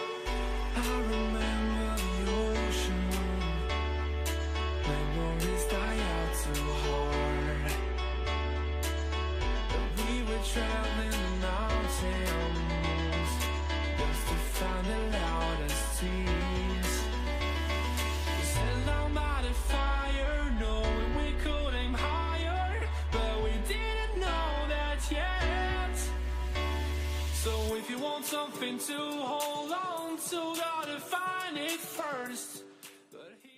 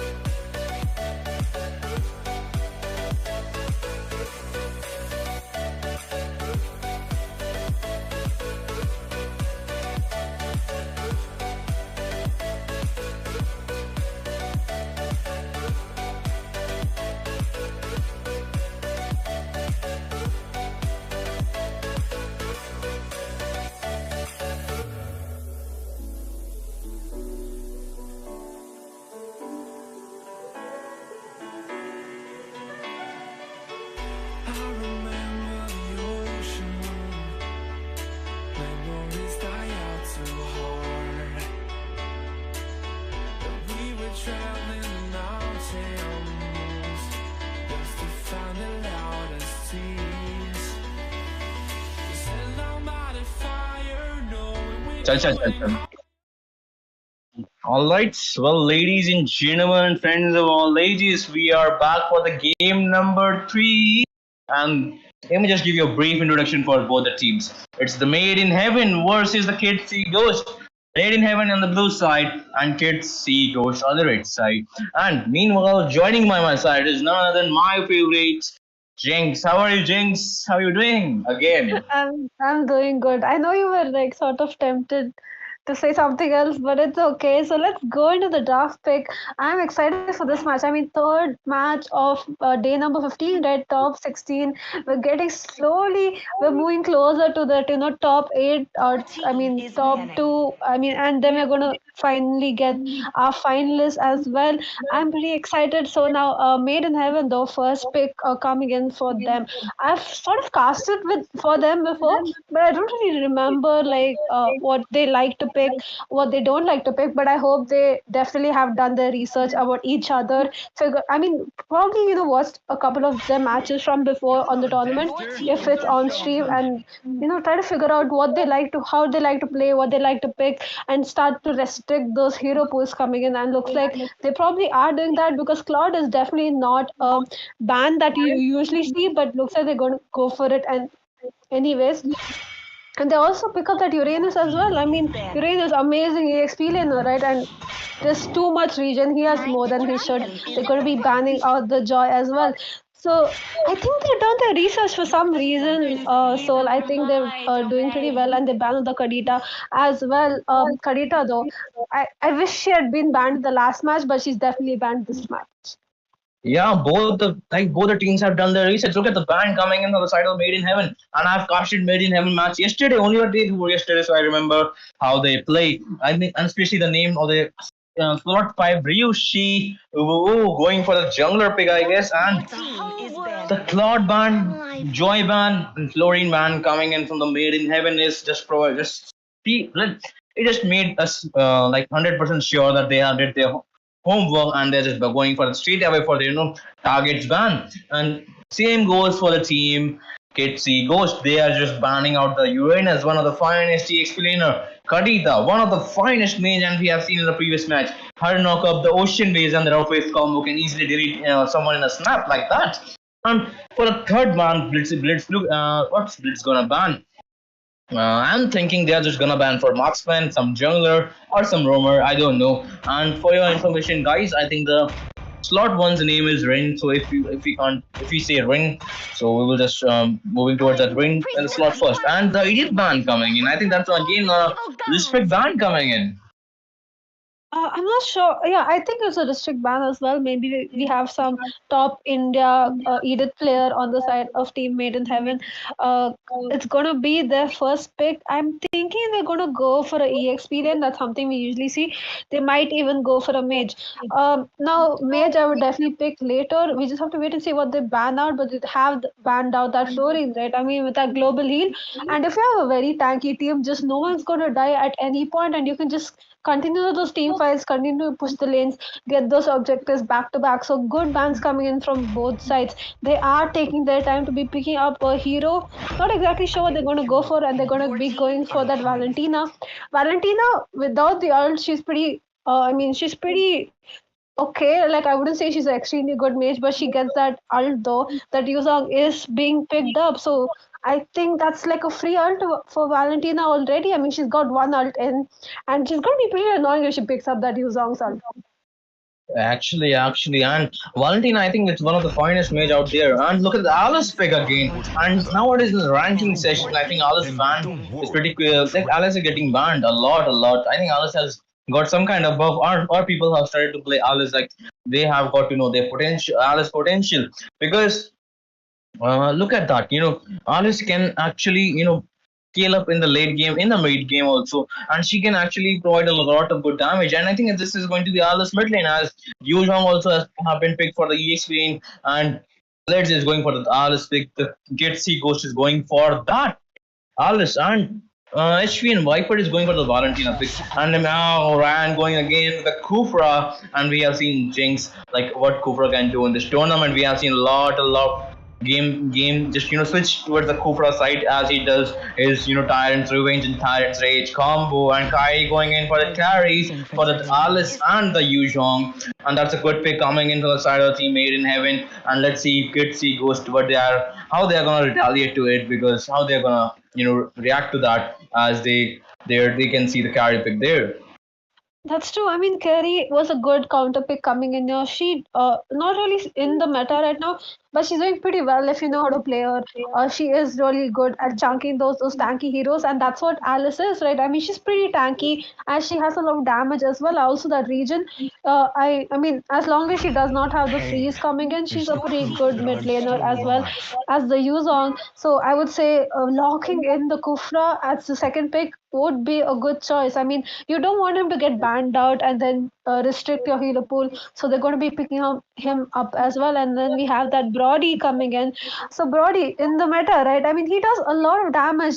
I've seen many instances where he gets one item and then he like just hits the mage two times and just ends him with that ultimate of his. They're going to be banning out the Shredden as well. So Brody, good pick, and looks like they don't want any stuns or any taunts coming in, so they banned out the Shredden as well. The side of team Made in Heaven, they haven't picked up their hyper as well as the EXP laner. EXP probably would have been preferred, but they are going for those counter picks. They're going to be banning out the Franco as well. So good bans coming in. I mean, I feel like they're really countering out each other, and they banned out the Terrasla as well. So a lot of tanky bans coming in, right, from the side of team Kids See Ghost. I mean, Terrasla, Fredrin, Edith, Uranus, they just do not want to be dealing with anyone tanky today. Oh yeah, exactly. That's a very brief explanation by you. That thanks a lot, Jinx. And as you have already said, look at the band, look at the hooker band. As I'm speaking, like team who gets the hooker, they always win or they have a high chances of winning. And the Xbox band is pretty good because the flamethrower Xbox can easily melt anyone, and Xbox Large Insanity like is a game changer for anything. And look at the ban coming in from the red side. The Kid C goes. They just banned two tanky heroes, the Fredrin and the Tez, as you have already mentioned it. So one of the, I think that might be a respect ban, or that may be some game plan, like limiting the jungler, limiting the EXP laner, as they haven't picked the EXP and the jungler yet, the teammate in heaven.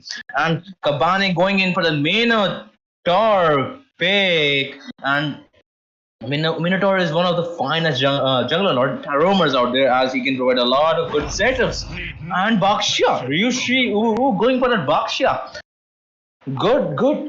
I think that's a good game plan coming in from the Made in Heaven, as they sense that they have the Minotaur, they have the Alice, they have the Yuzhong. Let me just shut down all them with that Baksha pick, using that tortoise pussy nance and taking that. Taking away their heal, and I also going for the Esmeralda pick. Gee, I think that's a good pick coming in from the side of the team Made in Heaven. And let's see how Kid C Coast will react with their last pick, as this will be their jungler. And but I will guess I think they have a lot of assassin. They have even the Ling open, but can they go for Ling, as Ling is pretty weak against the tanky jungler, but they can go as the Ling can easily target the backline and they have to go for the carry. But Ling might not be a good pick here, as there's a lot of tanky heroes and carry. I mean, so Dairoth would be good here. I mean, look at the Baksha, the Esmeralda, the Kufra, but they are going to be going in for that Hayabusa, like you were saying, assassin pick. I'm not sure how good it's going to be. I mean, Carry is just one defense item. She can probably dodge it higher, as well as the Valentina. I mean, she has a lot of ults in the enemy team. I mean, the Mino as well as the Yuzong, so she's going to be hard to catch as well. That's good picks coming in from both sides. I would have preferred that Dairoth or someone to be chunking down the side of team Made in Heaven, because they're really tanky. But the problem with being too tanky is that they start lacking in damage, right? I mean, the only one here right now is going to be that Carry as well as Valentina, and they better be protecting them quite a bit. I mean, Kufra better be doing a good job, because if they start losing both of those carries, it's going to hurt them quite a bit, because Baksha as well as Esmeralda are not going to be dealing much damage. Exactly. As we are on the loading screen, I think the teams have a pretty solid draft, Made in Heaven and Kirtsi Ghost, and I'm pretty excited to see who is going to cook something here. And meanwhile, we will go towards this land of dawn.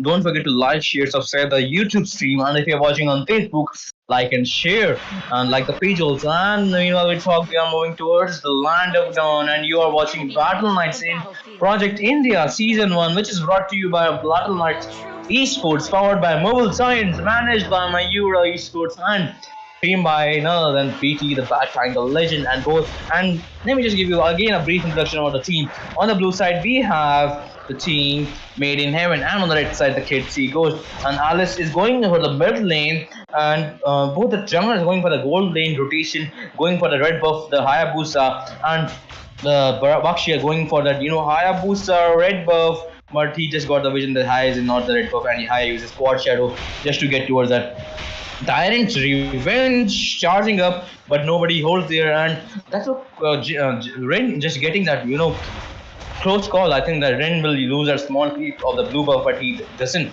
and that's a good sign for the team. Kitsi Ghost, but we can see a possible.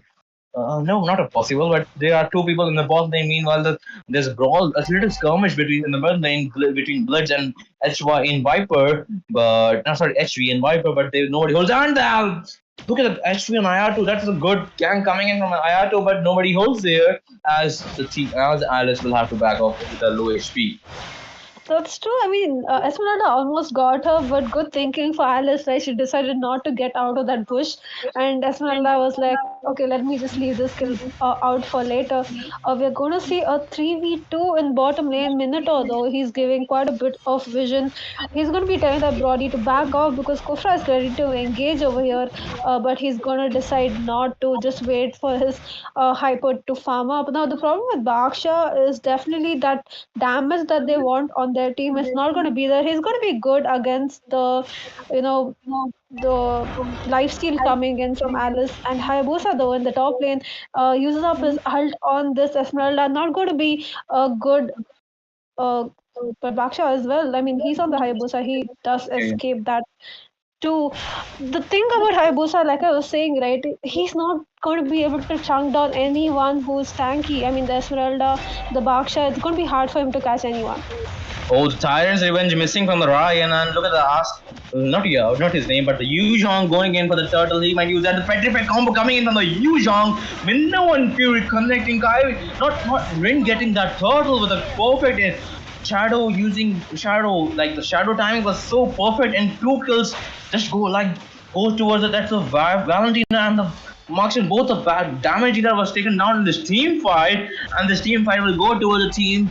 Kid C Ghost Made in Heaven is actually a little bit interval on the flicker. Stun coming in from the Kabane, and can we see a possible follow-up coming from the side of the team Made in Heaven? And Made in Heaven might be in trouble here as Alice will take down the Kufra, and Alice will also get taken down on the Stalum, connecting from that Esmeralda, and Yuzhong might be in danger, and HV and Viper with a good shadow kill, and the squad shadow and the shadow kill with his ultimate. That's his ultimate. Rin was very on point today, and I just like the Rin's shadow and using the retribution on time. What do you have to say about it, Jinx? That's true. I mean, like I was saying, he can't really chunk down anyone who's tanky, so he's going to have to focus on that Valentina or the carry, and that's exactly what he did. Looks like he's going to go in for a bit of poking on that Baksha. He just wanted to maybe steal the red buff, but it was just a bit too early for him to be going in. Kufra as well, right? Quite a bit of late engage. He was already low on HP there, and he just gave a few free kills in that skirmish that we saw in that blue lane. Blue buff. So it's not going good for them. I mean, they had the momentum in the start, but they're slowly losing it. It's definitely the damage that is lacking from the team. I hope they farm up that carry and funnel her in, because she's probably the only one on their team who's going to be dealing that damage. Carry. I mean, the Alice does go in bottom lane, but she's going to be retreating there. But this Valentina, though, quite in a bit of a bad position, has to use up that flicker. She was in the middle of 3 people, not good timing. I mean, that flicker would probably be useful in this turtle fight. Yeah, that was a nice try coming from the Hayabusa, just out farming that. Look at level defense, two level defense between the Hayabusa and the Bakshia. Bakshia is trying to handle Blood Ode has been used on the Blitz. You remember, Valentina has a Minoan Fury of her own, and she used her Minoan Fury for that immune, but she will be taken down as that was a good gang coming in from that by Yu Zhong. Ask your girl about me, and he just giving the proper vision and the proper zoning coming for his team, and that's good sign of the good communication right there. And Baksha will be gets taken down. I think that he will use his ultimate, the tortoise, for silence, and we can see a proton part memory coming from the Brody, but he will not use it, and Brody will take down without the use of ultimate. And Titans rage connecting, but nobody holds there, and Kufra will have to back off here, and the team kids is on a roll right now. Hayabusa going into the quad share, and Tanab and Memory is popping out from the low kid, and nobody gets a kill, but they are pretty low, and this will benefit the Brody to take the bottom lane. And we can see in the top a little bit skirmish between the Yu Zhong and the Esmeralda. Esmeralda trying to not to get beat up against the Yu Zhong, and we can see on the River Red buff side, just the kid see Ghost is just going in and in, carry with that light wheel, but nobody holds up. Minnow with a not flicker, but using his knock up, going in with Minnow and Fury, knocking up two people and taking down two people of the team Made in Heaven. That's a Bakshi and the Kufra. Now the team kids will have to back off as they are low in HP and low in utility. Can we see a possible Kim? Oh, it's the outplay coming in from that make. Outplay, did you see that outplay from the huge home coming in? Mesmer just went 2 in. Blitz going for that blue buff, and yeah, Bakshi will again with a good. Never mind, Valentina got the blue buff. Oh, Yuzhong taking that lane, and bottom lane second turret is down in the 6 minutes in the game, and Rishu going for that ask your girl about me, and he might get a kill of that shutdown coming into the Bakshia. Taking down that Yuzhong was a pretty much decent pick off coming in from that side of Made in Heaven. That is true, but they've lost quite a bit of talents, right? Like you were saying, those two inhibitors in the bottom lane are gone. Kiri does not have damage, and Valentina as well does not seem to be doing much. Meanwhile, Skirmish in that mid lane. Mino, that amazing 4-man ult coming in, he gets practically everyone, and they get that mid lane turret as well. Third turtle is up. They can probably get it, or they can probably wait for the Lord. Looks like they're going to be going in for that turtle. This is the third turtle that Hayabusa gets for his team. So they have a good goal lead running, right? Almost like a 8k goal lead. So they're doing good for themselves. I mean, sorry? Yeah, exactly. I was saying you're saying everything right. Yeah, so that goal lead, I mean, they're losing those turrets back to back. There's no one really there to defend. The rotation is definitely lacking from the side of team Made in Heaven. Yeah, exactly. And I think I forgot to mention that there are polls getting in the chat, and people are voting towards both team of their possible to win. As there, I think this game is not until you have your base standing up, and we have seen a lot of epic comeback in this tournament. Can we see another one from this? As they will need to play a lot of discipline and a lot. They will just try to just try to take advantage of the mistake coming into the side of the team. See Ghost, and in the top lane, there's a sandwich for that Ayato, and using the blood ode coming to the blades and taunting that emote coming in on the blades, and Loki will take down that turret. This Brody was on point with the push coming in. I think he will gonna have some OP percentage of push. OP means overpowered, and there's 4v5, I think. Never mind that there's 3 people in the mid lane, and this Baksha hasn't been a quite good pick in this jungling, as he is quite a bit low in farm, quite a bit low in level also, but he's just trying his hard to just get back with it, as there's 9k goal lead for the team between the team Made in Heaven and the Kid Sea Ghost, and Kid Sea Ghost is just zoning out pretty much everyone. That's a good zoning coming in, and it's a good discipline I like about the Kid Sea Ghost. They're just not letting game going in, and even they have the advantage. They know that we have to play for our team just to let them win. And Tyrant's Revenge charging up in the bush, and Alice going in for that straight away. That's blood over, and look at the flicker Minoan Fury taking down, knocking out the 4 people, but nobody was there to follow. But yeah, Hayabusa coming and using that shadow kill with a quad shadow combo, double kill for that Brody, using his flicker and using his torn apart memory. This might be a possible wipe out. Only the carries left for the team. Made in Heaven can carry defend this lane. Yeah, he can, because as this is built before the 12th minute, and there's a blast from the inhibitor coming in from the save for the save or a team Made in Heaven inhibitors. But yeah, it's just 10 minutes into the game, and team Kitsy Ghost is dominating it like it is like nothing. That's true. I mean, they're dominating on the kills, they're dominating on the turrets as well as the gold. They're probably gonna be getting this first lot as well. Kufra does seem to want to engage. He has a conceal on, but he's alone. This Valentina as well as the carry and the Esmeralda, they're telling him to back off, and that's what he's gonna do. That means a free lord to the side of Kitsy Ghost here. I think the only goals they're seeing are those kills on that enemy side. They definitely have quite a few kills running for them. I mean, of like 17 kills. I mean, that's a bit too much. 10 minutes into the game, not something you want to see from your end, right? And the damage as well. That's what I was saying. They're definitely lacking the damage. If I was them, I would probably funnel the carry because she's definitely their win condition. But it looks like it's almost impossible for Kufra to be landing any stun stats now because that Minnow is always there. He's always landing those 4-man ultimates, and his team is always there to follow him up. And that coordination is something that's lacking from the side of Team Made in Heaven. The Lord is marching in bottom lane. Now it's not an enhanced Lord, but they just might be able to end the game because look at the lanes. They are getting pushed in. All of them are together. They also have the gold lead. They have the damage. They have enough to end the game. They just need that discipline that I'm sure they have. That they can probably end this game right now. They just have to watch out for that Mino though.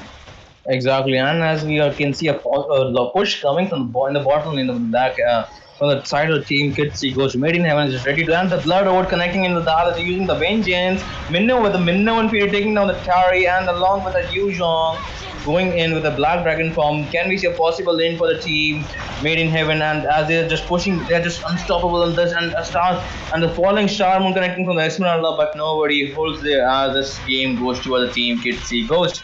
What a game this was. We can't even get the time for the itemization, guys. As you all can already see the itemization on the screen. That's a 10-0-6, and I don't know. You guys go bloodless. I think the Vorax for with this Brody, but that definitely provided a lot of dividend towards the Brody. And look at the MVP from the body, and they just played very, very well. I think all the people should be MVP towards the Kitsy Ghost.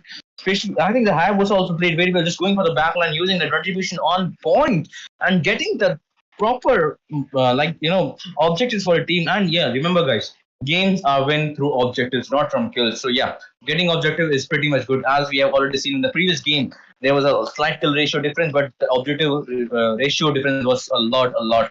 Team Made in Heaven tried to play very, very well, but they are a little bit short on their skill and a little bit short on the communication and the short calls that they had. But this game goes to the team Kitsy Ghost. Congratulations to Kitsy Ghost, as they played very, very well in this match, and they will move to I think the top 8. True. I mean, top 8, that's a pretty high level in this tournament. The side of Team Made in Heaven, definitely they lacked in the damage. The problem with going up against those tanky heroes, need the damage to actually be able to kill them. Sadly, they did not have that. Kerry had a pretty bad game this time. She did try to get in some defense in her itemization, but it did not work out for her. And definitely, I did not see Valentina even use anyone's ult in this match, and Kufra just could not catch anyone. That's tough luck, though they did try their best. They tried to sustain quite a bit, but that's 11-minute matchup, and that is complete domination from the side of Team Kitsy Ghost, and they've pre-proved themselves here. They belong in the top 8, and that's where they're going.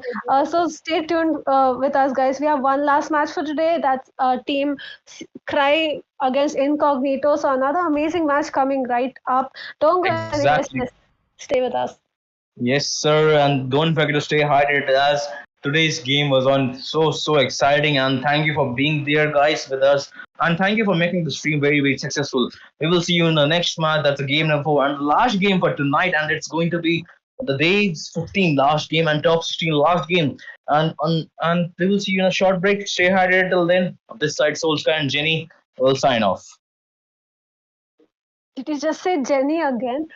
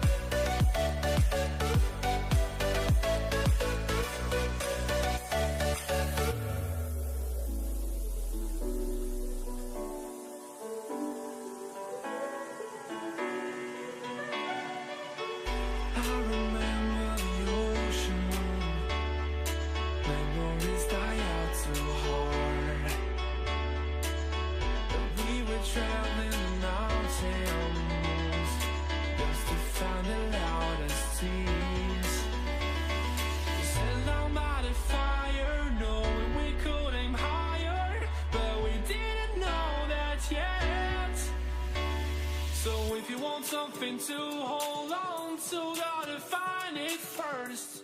But here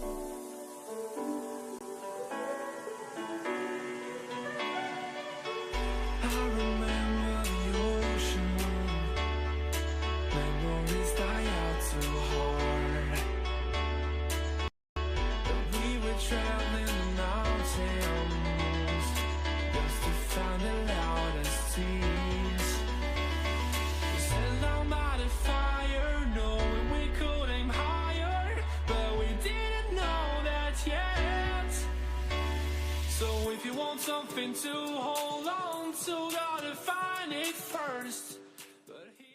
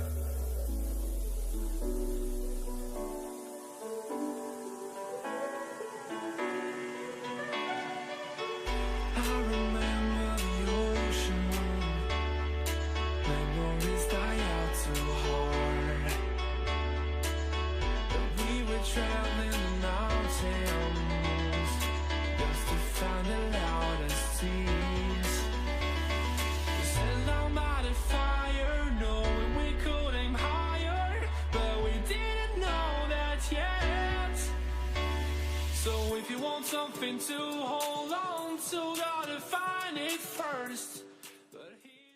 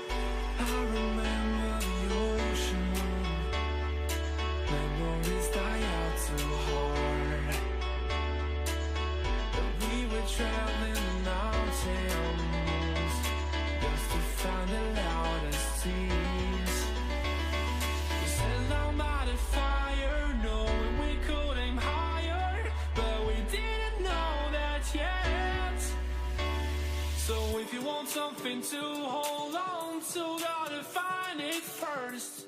But here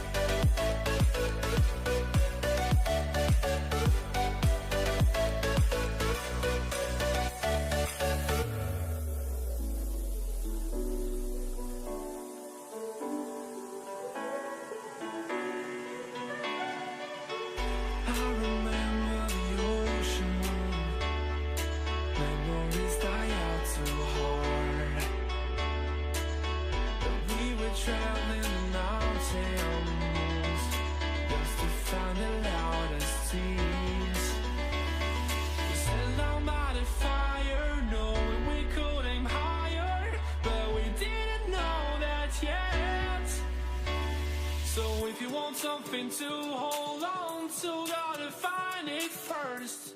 But here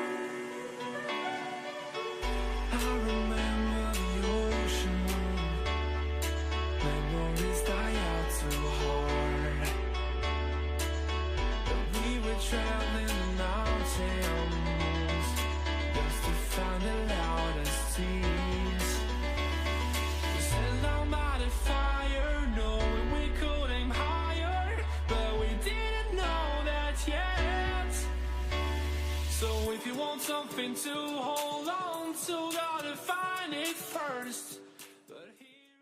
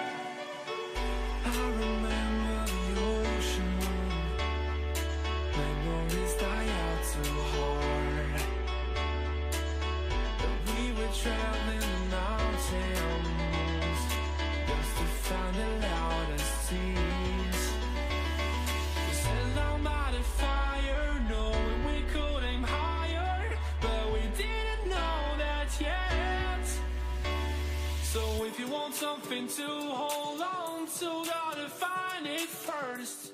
But here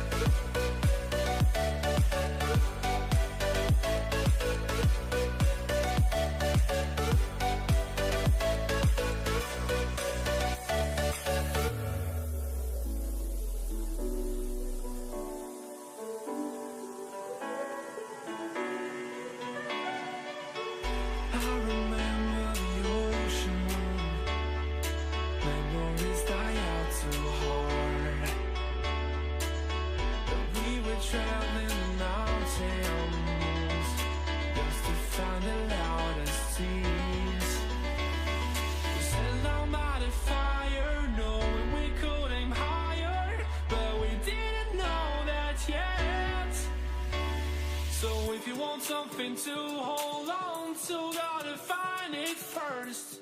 But here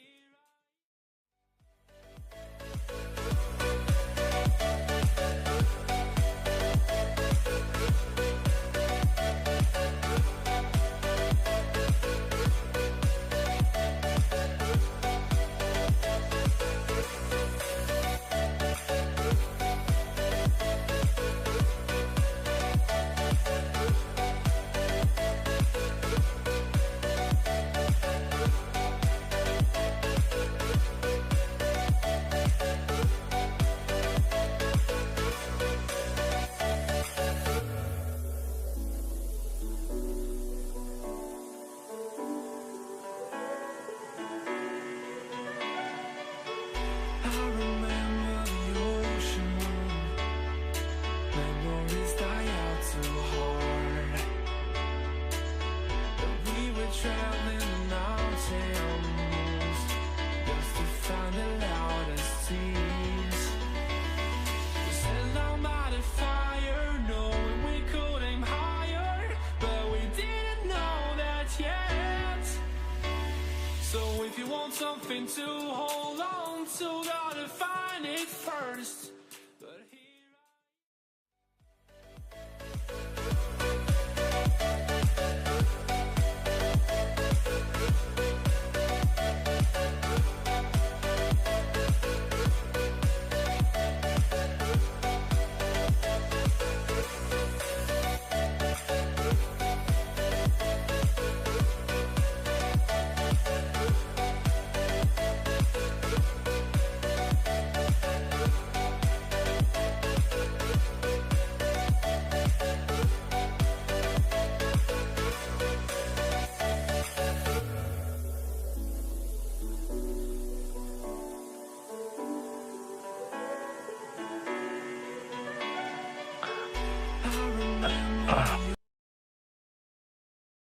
Welcome everyone to Battleknights Project India Season 1, Day 15. We're in the quarterfinals and it's Day 2 of it. And this is two of the last teams that are going to be battling out for the final place in that semifinals bracket for this prize pool of 130,000 diamonds. And this is your host and caster, Kronos. And alongside me, all the way from the Caribbean islands, we have Rem, everyone. Hello, you guys. It's a pleasure to be here casting this tournament with you guys. I've been watching for the past few weeks now, and when I tell you, I'm very impressed with not only the powerhouses of teams that you guys have over on this side of town, but the casting talent as well to make these explosive matches way more enjoyable to watch. So it's a pleasure to be here. You know, I'm kind of feeling a little bit nervous, some pressure, but I think I can manage, right? I'm in good hands and I'm ready to see what TeamQRT and Team INCognito is capable of. You said some of these flashy and powerful teams that we will be bringing to you. And like I said, it's the last spot in that semifinals bracket to get in that top 8. And Team INCognito, they don't need any introduction. They are one of the powerhouses indeed. So far in the tournament, they've been doing wonderfully on stream and off stream as well. And against TeamQRT, who I think we caught them a couple of times on stream, they've been doing wonderfully as well. It just goes to show that this Indian subcontinent server has a lot of talent, just needs a little bit of recognition, which we are trying to bring through this tournament, which is brought to you by Battleknights Esports, powered by Mobile Saiyans, management by Mayura Esports, and let's not forget, streamed to you by one and only Bad Tanker, the legend. And Rem, I think let's just get straight into the draft and let's not keep the viewers waiting. Oh, absolutely. I'm ready to jump into it. We'll jump into the draft. And so far, Rem, you might not know much about these teams, right? But INCognito is a powerhouse. They have some of these global players in there. I mean, Aether is a really great Franco man. If I'm not wrong, he's like the top 25 global Franco in this current meta. You have Soma, who's really good in the jungle, can be flexing the gold lane as well, Roysta as well. So they keep swapping every now and then. And Reaper and Amitoj, they're just there to add more flair to the party. While TeamQRT, let's not forget, they have really great players as well. Bobby QT, Turn featuring Loafer. I mean, there's a question mark right there. Should we really be worried about what this game is going to bring us?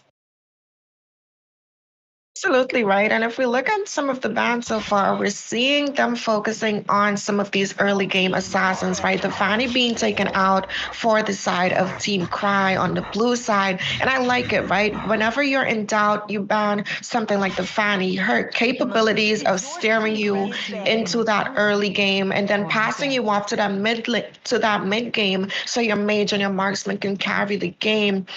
As that timer goes out past that 10-minute mark, really solid ban so far. And again, We saw two assassin bans being banned out, and now we're seeing this Alice as well as the Khadija, right? Both flex picks. I love it. The Alice could be flexed into that EXP lane. She could also be played into that mid lane position. The Khadija, however, she can run into that mid lane, or she can also be played into that roam position. So I do like it. We're seeing a lot of these aggressive heroes being taken off of the board. And what do they all have in common? All early game heroes. So something tells me that both of these teams really want to have an easier time navigating towards that early to mid stages of the game. And I'm excited so far. Yeah, excited for these picks indeed. And you spoke about another early game pick that can cut these lanes in this Uranus being banned out.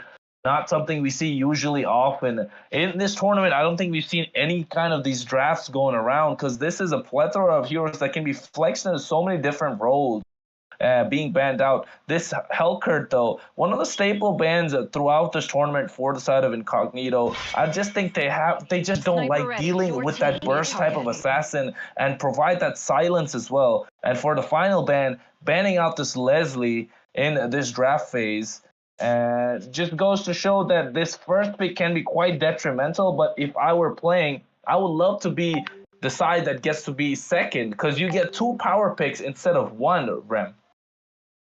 Absolutely right. But seeing now that the Uranus has been banned out for that EXP lane, there's a lot of strong options that the side of TeamQRT could go ahead and slot in. The Terizla is a really good setter. He has the sustainability to also be able to hold his own up in that EXP lane position. But if I were TeamQRT right now, I would try to prioritize something like the Valentina to get that early.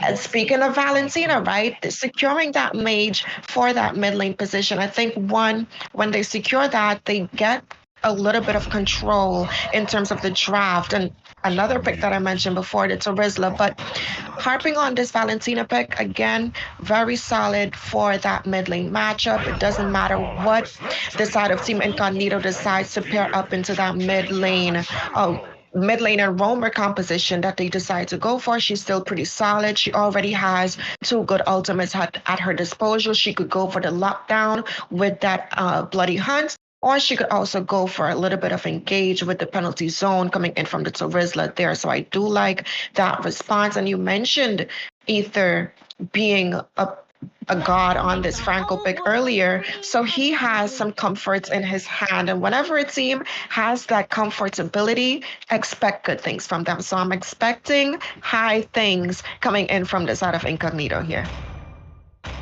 Ether on the bread and butter and that Franco. And just for the other side, like you said, this Valentina will be providing a lot to this draft. Just you got to rethink the entire strategy as to how you will approach it. But there are 2 ways, Rem. We know it. The one way is don't give any ultimates that she can use. The other is give her so much that she won't know what she can choose from while she gets confused. And right now they have picked up this Florin in the roam position that we've been seeing rise into this current meta, given the fact that you have that heal that doesn't get any anti-regen that can get blocked off. You know, it's just so much heal that comes through with that bloom. And right now this carry being set up as well. So they have the damage set out from TeamQRT. All they need is that frontline presence. And in this second phase of the draft, and I believe Incognito go for the last pick, Xavier, that has the late game scaling as well. And right now, if I were Incognito, I would ban out these frontline junglers that could be used from the side of TeamQRT, and they go with this X-board. And I like it, right? I think if they were to leave something like the Xborg open for the side of TeamQRT, you already have this carry who is a monster when it comes to dealing true damage. And the carry is a really, really solid pick coming in from the side of TeamQRT. Locking in that roamer as well as that chonky EXP laner for the side of Team Incognito.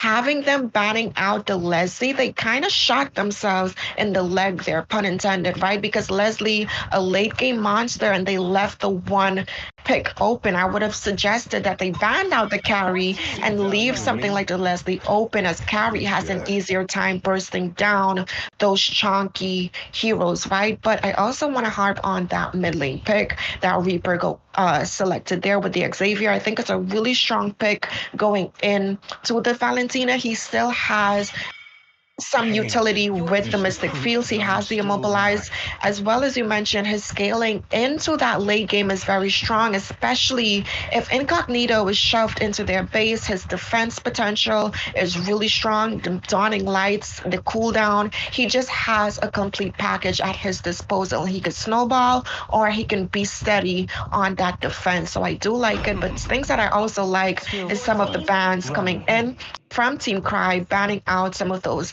gold laners that would give carry a harder time in that early to mid stages. So I do think very smart drafting coming in from the side of both sides. But Chronos, the lane being picked up for INCognito. See Ling being picked up, and I love that pick coming in. Soma with his bread and butter. Once again, Team INCognito, they've given so much comfort picks. Aether is really great on this Franco. Amitoj really great on this Terizla. Soma really great on this Ling. These guys are known for these particular heroes and this particular style of gameplay. Seems like TeamQRT want to draft around it, but they're not able to come up with a great game plan. Yes, they've choked out these goal laners. They shot themselves in shot the other team in the leg, if you think about it now, but they've gone with these two frontliners that they needed really badly, with this frontline presence coming in with this Boxia and Edith. Edith, not really a great EXP laner, and now Roysta is left with this Melissa to be picked up because all these gold laners are already taken off the table, Rem. Now, I love the Melissa pick, right? The models, her second skill, it excels when teams kind of have to group up. And that's what TeamQRT is going to be looking for, especially with a roamer like this Florian pick, and then slotting in something like the Edith in that EXP lane. They want to stick close so that she can capitalize off of her healing potential. But draft has been completed. Chronos, take us into the game. Yeah, I want to take you into the game as soon as possible because we're quite excited for this final game for tonight. And let's not forget, we always save the best for last, ladies and gentlemen, as we are going to head straight into the land of Dawn for the final game for tonight in Battleknights Project India Season 1, Day 15, Top 16. These two teams fighting off for the last place in the semifinals Top 8 bracket. And this is Chronos alongside Rem, who's going to be bringing you this wonderful action. I'm going to be breaking it down play by play. Rem is going to give you that insightful analysis for this wonderful game. As let's not forget to thank everyone behind the scenes as well, since this tournament is brought to you by Battleknights Esports, powered by Mobile Sands, management by Mayura Esports, and streamed by Bat Tanker, the legend. And Rem, if you ask me, my favorite for this match would be the side of Team INCognito, because they have all these comfort picks, but you cannot definitely count out the draft that the side of TeamQRT have put for themselves. Absolutely, and I actually agree with you in terms of the overall draft compositions. I think Team INCognito did a pretty good job of having some early game presence, some mid game presence, as well as that late game presence, right? We do know when you run an assassin, his job is to dominate that early game so you can hand it off to your mage and your marksman for that late game reassurance, right? But if you look at the side of TeamQRT right now, yes, they have that late game locking in that carry. Their early game, however, is still a little less on the lower side in comparison to Team INCognito. But what I will say is when you run a jungler like the Boxia in that jungle position, I'm expecting to see a lot of aggression, a lot of invades, as he does have the ability to farm a little bit faster, being one of those tank junglers as well. So I want to see TeamQRT capitalize on their early game potential.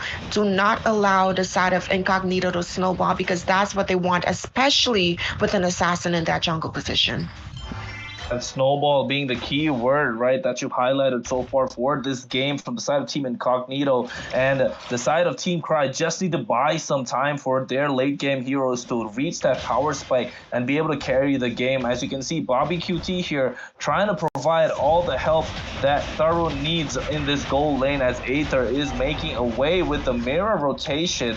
And right now it seems like Amitoj might get caught out. He is forced to flicker, and he won't be having that priority in the turtle pickup, as we see Void trying to get this turtle towards his side, pulling the aggro, but he gets the retribution as Tempest of Blades goes up, and right now just using that to disengage. Soma doesn't want to be anywhere near the 4 that come out from Team Cry, or he'll be sent home crying. Absolutely right. And this is the aggression that I was talking about. Before that turtle, they were able to bait out 2 utilities, the flicker coming in from both the EXP laner as well as that mid laner, right? So they were able to get an easier time without off of this first neutral objectives. And if y'all haven't been keeping up with the patches, the first turtle actually gives your team a very significant boost in EXP. But speaking of significant boost and support here, a lot of attention and focus being put onto the gold lane. Yeah, onto the gold. Indeed, they're moving around just to try to catch somebody off guard with the Iron Hook, because he has that pick-off potential that can change the tide of the game anytime. And knowing that he is really comfortable on this Franco, it will make the difference, not only in the early game, in the mid and the late game, as well as Soma trying to go in and steal some of the jungle camps, but realizes he gets spotted out by Void and Bobby here, so just gets out of their jungle and doesn't want to pick a team fight at the moment. Oh, never mind. The top lane. That's a solo kill coming.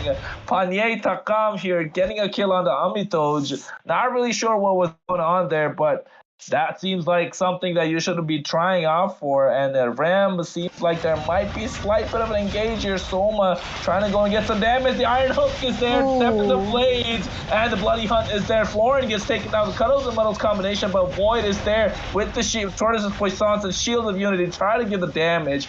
And Avoid here. These guys have 2 names. They got Void and Avoid. It's just quite confusing to show. But they have been trying to get something on there. I really wish that Avoid didn't avoid that last team fight. I feel like if he was a little bit faster on that rotation, it could have gone a little bit better for the side of Team Cry. But speaking of things for the side of Team Cry here, the second neutral objective going into their hands yet again, uncontested from the side of Team INCognito as they apply pressure to this blue buff. Speaking of contention, you can see Void, you're trying to go in. He doesn't get that blue buff, but the penalty zone was committed. Amitoj forced to flicker out, though. Dawning Light is there. They try to get something out of that fight, but they're not able to do so since Linga Soma had this retribution, so it was able to secure that blue buff. And you can see in the top lane, Earth Shatter coming, Panye trying to cut the lane a little early so he can provide some rotation for his team. And Aether just trying to catch somebody off guard like that deadly assassin, but he's a tank. He misses the Iron Hook though. Yeah, and that's really the opposite of what you want to see from your Franco, right? You want those Iron Hooks to land. And something that I want to harp on, he can use the Mystic Fields as an opportunity to land some hooks. And speaking of landing a hook, Bloody Hunt is there, but she's able to survive, carry Cuddles and Muddles combination, and gets the kill with the help of the Inspire and Dawning Light coming up from Reaper as they get 2 in the bot lane. Chunking and Sieging at the start go away there to take away Void away from this team fight. But you can see Void and Soma trying to get a brawl going on. Espanye with the rotation all the way from the top lane till the bot lane. They are in the 3-1 kill score, but they don't have that goal lead because they lost out on these neutral objectives, Rem. absolutely right. But while we're speaking of these neutral objectives, one thing that I can say, your team can give up the first set of neutral objectives as long as they focus their attention somewhere else on the map. And the place for that is in that gold lane. And we're seeing Team INCognito do a really good job at helping this Melissa here. But Team Cry having a response, going to go ahead and secure that first tower down in that bot lane. Oh, you see the connecting onto Void, who gets taken quite low. Tortoise's Poisson just to get him away. Cuddles and Muddles, though. Will he get the kill? No, he just gets out of there with that rolling. He's just got that. He got the whole point rolling. He's taken so low. He baited out so many ultimates there and still able to survive. As Soma trying to go for the turtle with Panye on this Eat It right in his face, not letting him do so. Absolutely right. He really, I don't know if y'all know that song, but seeing Basha survive like that, it just reminds me of They See Me They roll it. Rolling.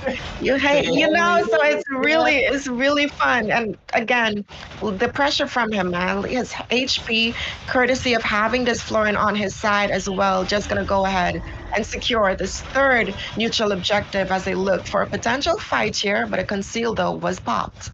Yeah, Void going all the way for Soma there, who did not get one single turtle in this game so far. And usually when you see teams going against the side, oh, never mind, Bloody Hunt is there, but the side will get taken down as the Primal Rat gets all the damage. Soma gets stunned, Tempest of Blade just to disengage. And I was saying, Rem, usually we see when one team goes against a real powerhouse, they pay their respects to that team, don't want to overextend. But you can see TeamQRT here not really doing the same. Just don't really care how good the side of Team INCognito are and what comfort picks they have. They want to play. It's the teams can always win. Every team is possibly just there to win this entire tournament. Absolutely. And one of the mistakes that teams tend to make is when they go against players or teams that are relatively like better than them is playing passive, right? And I like the fact that TeamQRT ran a heavy aggressive composition, and then they also stacked up the Florian for that additional sustainability. So it kind of forces them to not be in that mindset to play from behind. For them to be able to open up the map, they have to make things happen and prioritize on these objectives. Like we're seeing them roaming together, helping this carry roam around the map, which is something that you really want to see from your teams. But speaking of things to see, if we look at some of the items being built in here, Valentina securing 2 of her first core items. But looking at Carrie and her gold lead right now, she is pretty much even in terms of that Melissa, both of them having their first 2 core items. So you're going to see that damage being dished out from both gold laners on the match. Xavier as well having the same items as the Valentina, both of them also getting that even scaling. So it seems like a really even game despite the fact that TeamQRT was able to secure most of those neutral objectives. And speaking of neutral objectives, we're seeing them steady pacing down this Lord here. Pacing down this Lord quite early, and they get it in the 9th minute and 38-second mark as there is the Cuddles and Muddle combination, but the Iron Hook with the Bloody Hunt gets Panya out of there as he gets shut down. And finally, Team INCognito have some sort of an advantage as they will be able to defend this Lord since they're a man up. And it should be easy pickings that the Lord is marching down the mid lane. Absolutely right. And I like the discipline that I'm seeing coming in from the side of TeamQRT. They're sinking these lanes. They're not pushing forward. And we're seeing them prioritizing the objectives on the map here. They're going to go ahead and try to secure this tower, but a penalty zone. Onto 2 as the Iron Hook is there to void, but no Bloody Hunt. And there is a little bit of a skirmish, but they're able to defend as they didn't lose anyone. That was a beautiful penalty zone coming in from Amitos there, but not enough damage for them to follow up with this. Ling needs a little bit more time to farm up as he has built the Corrosion Side and Berserker's Fury. And given the fact that he got these nerfs to his attack speed, I don't really know if you want to be building the Corrosion Side. Maybe a little bit of a Wind Talker to provide that extra bit of crit chance. Absolutely right. I do think the Corrosion Side is still a relatively decent item on the Ling. It does also help with his clear speed as well. So I'm not too much against it. And he does look like he is building into that Wind Talker as his third item here, which is also going to help him in terms of the map control. And this is where Team INCognito should really capitalize off of, right? TeamQRT, an aggressive composition, they have to look for these engages, but I do feel like Team INCognito has a great time at keeping a lot of map control despite the aggression coming in from the side of TeamQRT right now. They have the Ling. He can split push as well and apply pressure on the opposite side of the map. But speaking of pressure here, Yeah, penalty zone on the 3 there, and Void just zoning out the entire team as Amito gets burst down by Tharun right there, and able to siege at the tier 2 turret as well, as Ling is trying to split push his way, make his way around the map, and gets the bot tier 3 turret. But Melissa gets a kill in exchange for that trade and takes down Bobby QT on this floor in. Right now, Incognito needs to find some answers that they're looking for. They're down in the goal lead by 3.2k. Or 3.5, you can say. And right now they have the kill advantage, but losing out those neutral objectives really hurt them. And right now in this where transition from the mid to the late game that we're talking about, Frem, I feel like Incognito have the advantage, but somehow, some way, they need to take down Tharun, who is being protected by not only this Edith, but also this Bakshi is doing so much zoning for his team. What Team Incognito has to do right now, they have a Ling on their side, right? I want to see that Ling be solo, but the other 4 members have to group up. We're seeing Ami there on this Terizla find some good penalty zones, but there is no follow-up from him, right? So I want to see a penalty zone into some Mystic Fields and then have the Dawning Light follow up, as well as the Melissa there to deal that additional finishing damage. And I like what I'm seeing right now is what I was saying, have Ling be on the opposite side of the other 4 members, right? They have to stick together. They benefit more together than apart. Ling has the ability to get himself out of sticky situations. He can keep the pressure in the lanes, and that's what's going to keep the side of Incognito into this game. That is their winning conditions here. So as long as they can execute that, they would be able to take this game swiftly and smoothly. Yeah, everything on paper is set. Execution, like you said, is what they will need as all 3 lanes are marching down towards the base crystal on the side of Team Incognito. Lord charging in, gets a chunk of the HP of the mid lane inhibitor. And right now, Mystic Field is set up as the Dawning Light is there. Earth Shatter coming out onto Royster. Royster with a go away. Penalty zone onto 4 in the back line, but there is Tharun who is untouched and able to burst them down. Tempest of Blade doesn't do anything. And there is 3, 4 falling, and that's a maniac for the Edith. Thanks to my gosh. 5-man wipeout. And on the side of Team Incognito, they might actually be able to defend. The minion is gone. There's no minions. Team Cry not able to push. But there will be a minion wave coming in the top lane and the bot as well, as they will take this crystal and make their place in the top 8 for this Battleknights Project India Season 1. And we'll be there in the semifinals. GG, well played. Man, beautiful gameplay coming in from the side of Team Cry. Definitely bringing some tears to the eyes of the members on the side of Incognito. If we take a minute to look at some of the itemizations that we're seeing on screen right now, looking at what this Edith chose to build, she was able to secure that Maniac to help Team Cry close out this game here. She did secure that Dominance Eyes.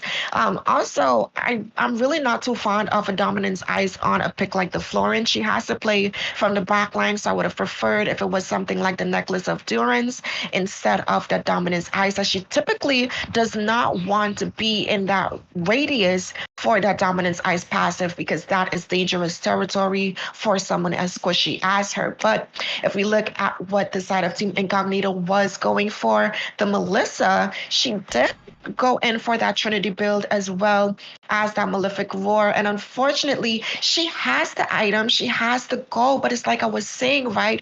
We weren't seeing any team coordination coming in from the side of Team Incognito, and that's incredibly shocking, right? I was told that they were on their comfort heroes, but it seems like they had their backs against the wall this entire match, and Team Cry just had the upper advantage from Void on the Basha, being able to secure those neutral objectives. The jungling, he was able to get them invades off as well. And again, just beautiful team coordination coming in from the side of Team Cry. In fact, they weren't crying this match. They were smiling consistently throughout, and they were able to end off this game on a win. So congratulations to Team Cry.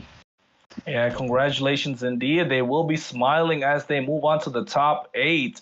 And I'm sorry, but Team INCognito was probably the ones who are going to be crying right now, as they are one of the powerhouses. I'm not really sure what happened in that game, as like you mentioned, Rem, probably really inconsistent communication coming in from the rest of the team, because this draft also hurt them a little bit. Yes, they are on these comfort heroes. This Ling is a staple pick of Soma, and we know him to pick up this Lings in so many matches. But given the fact that this draft that they were going around didn't really have any sort of a protection or any sort of peel for Roysta in this entire game, and Reaper as well. Because you have Amito here on this Terizla who wants to dive into the backline with the penalty zone, provide the engage for his team. Aether, yes, he has the pick-off potential with the iron hooks, it can suppress someone with the bloody hunt. But at the same time, if Ling is diving into the backline as well, and you have squishies like this Melissa and Xavier left unprotected, when there's a Baksha who's just going to be coming and he's going to have that music guy, they see me rolling. That's what happened. Yeah, because at this moment, Roysta and Reaper were really hating on him because he was providing so much peel for his team. And that's something that the side of Team INCognito did not have. So maybe instead of a Ling, if they would have picked up probably a Bane, that would have been perfect for them. So seems like Team Cry really baited them in this entire draft. Just reeling them in, knowing that, oh, they're comfort picks, they can go for it. And towards the end of the draft, this Edith pick that I wasn't really sure about, Panye here, proving me wrong and winning out the MVP. And let's not forget, did 34% damage. Yes, Edith's a marksman, but essentially a tank as well. It's a tank marksman. I think she's not even in the marksman role anymore. She is basically a tank, and providing that kind of a damage output without it being without being checked at all. Yes, you can take down her, but at the same time, Tharun on this carry was dishing out so much. There's so much free reign for these two marksmen to actually dish out the damage. And once the Terizla dived in, he was there hopelessly waiting for his team to engage. And if the team did not engage, he was going to go down. But speaking of going down, Team INCognito did go down in this match and will be out of the tournament, but with their heads held high as they have reached the top 16, and we will be looking forward to seeing them in the next tournament as well. And for now, this is the final match for the day, guys, and this was one heck of a game indeed. And let's not forget to thank Rem, who is here with us all the way from the Caribbean. I'm not really sure what time it is, Rem, over there. It's probably quite early in the morning. Maybe before around 10, 11 o'clock-ish. It's 12:25 p.m. right now. So I'm about to have lunch right after we conclude here. Yeah, that's a wonderful timing indeed. Bright and shiny up in the sky as we are getting some bright and shiny light from the moon as well. And let's not forget to thank everyone behind the scenes, as this tournament is brought to you by Battleknights Esports, powered by Mobile Saiyans, management by Mayura Esports, and streamed to you by Bat Tanker the Legend. And ladies and gentlemen, boys and girls, and friends of all ages, Ram and myself, Kronos, will be signing off for the night. Stay tuned for the next part of the matches that will be coming in. The semifinals starting tomorrow. They will be a best of 3, if I am not wrong. And a best of 3 for every team is something wonderful that we will be wanting to watch and cast as well. And Ram, if you have any final words to say before we get off, this is your time. I just want to say, again, thank you so much for having me. It's been a pleasure watching the stream and watching the competitive scene in India firsthand, so it's been a complete joy. I want to just say thank you to the viewers for watching and showing support to your tournament organizers, hosting a tournament, conducting a tournament, finding casters, and organizing schedules and stuff like that. It's not an easy job. And your support really helps the tournament directors feel like their hard work and passion is actually paying off. So thank you guys for showing your support for your community. And again, thank you so much for giving me the opportunity to come cast with you guys. And I look forward to the rest of the show. Yeah, it's a pleasure of ours as well, Ram, to cast alongside you with MLSA talent and all the way from the Western Hemisphere of this globe. But let's not keep the viewers waiting anymore. Let's just have a great night, guys, and have a great day wherever you're watching. It's 2 a.m. somewhere. It's 4 a.m. somewhere in the world. Just make sure you have a wonderful day and a wonderful night. And this is Kronos and Rem signing off for the night, and we will be back tomorrow for more exciting action from Battleknights Project India Season 1.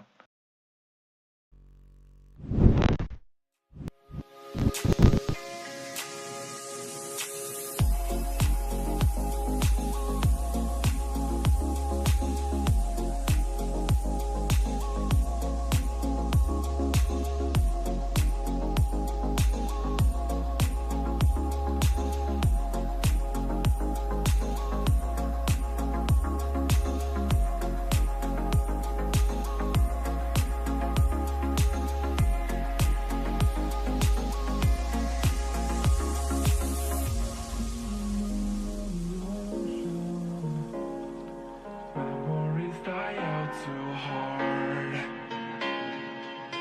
But we were traveling the mountains just to find the loudest seas.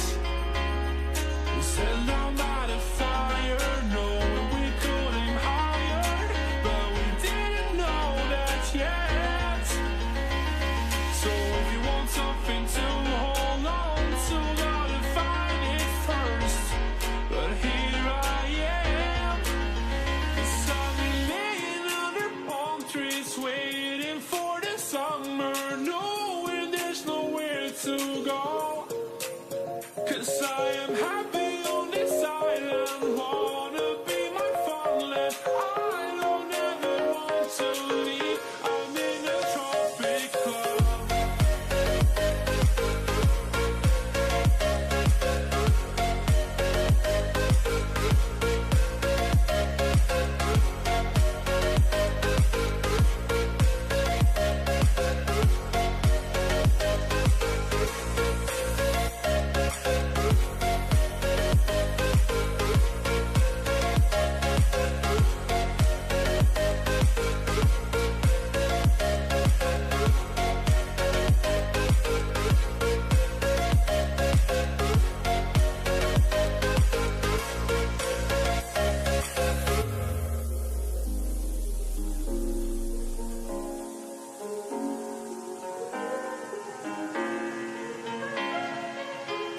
I remember the ocean. Memories die out too hard. But we were traveling the mountains just to find the light.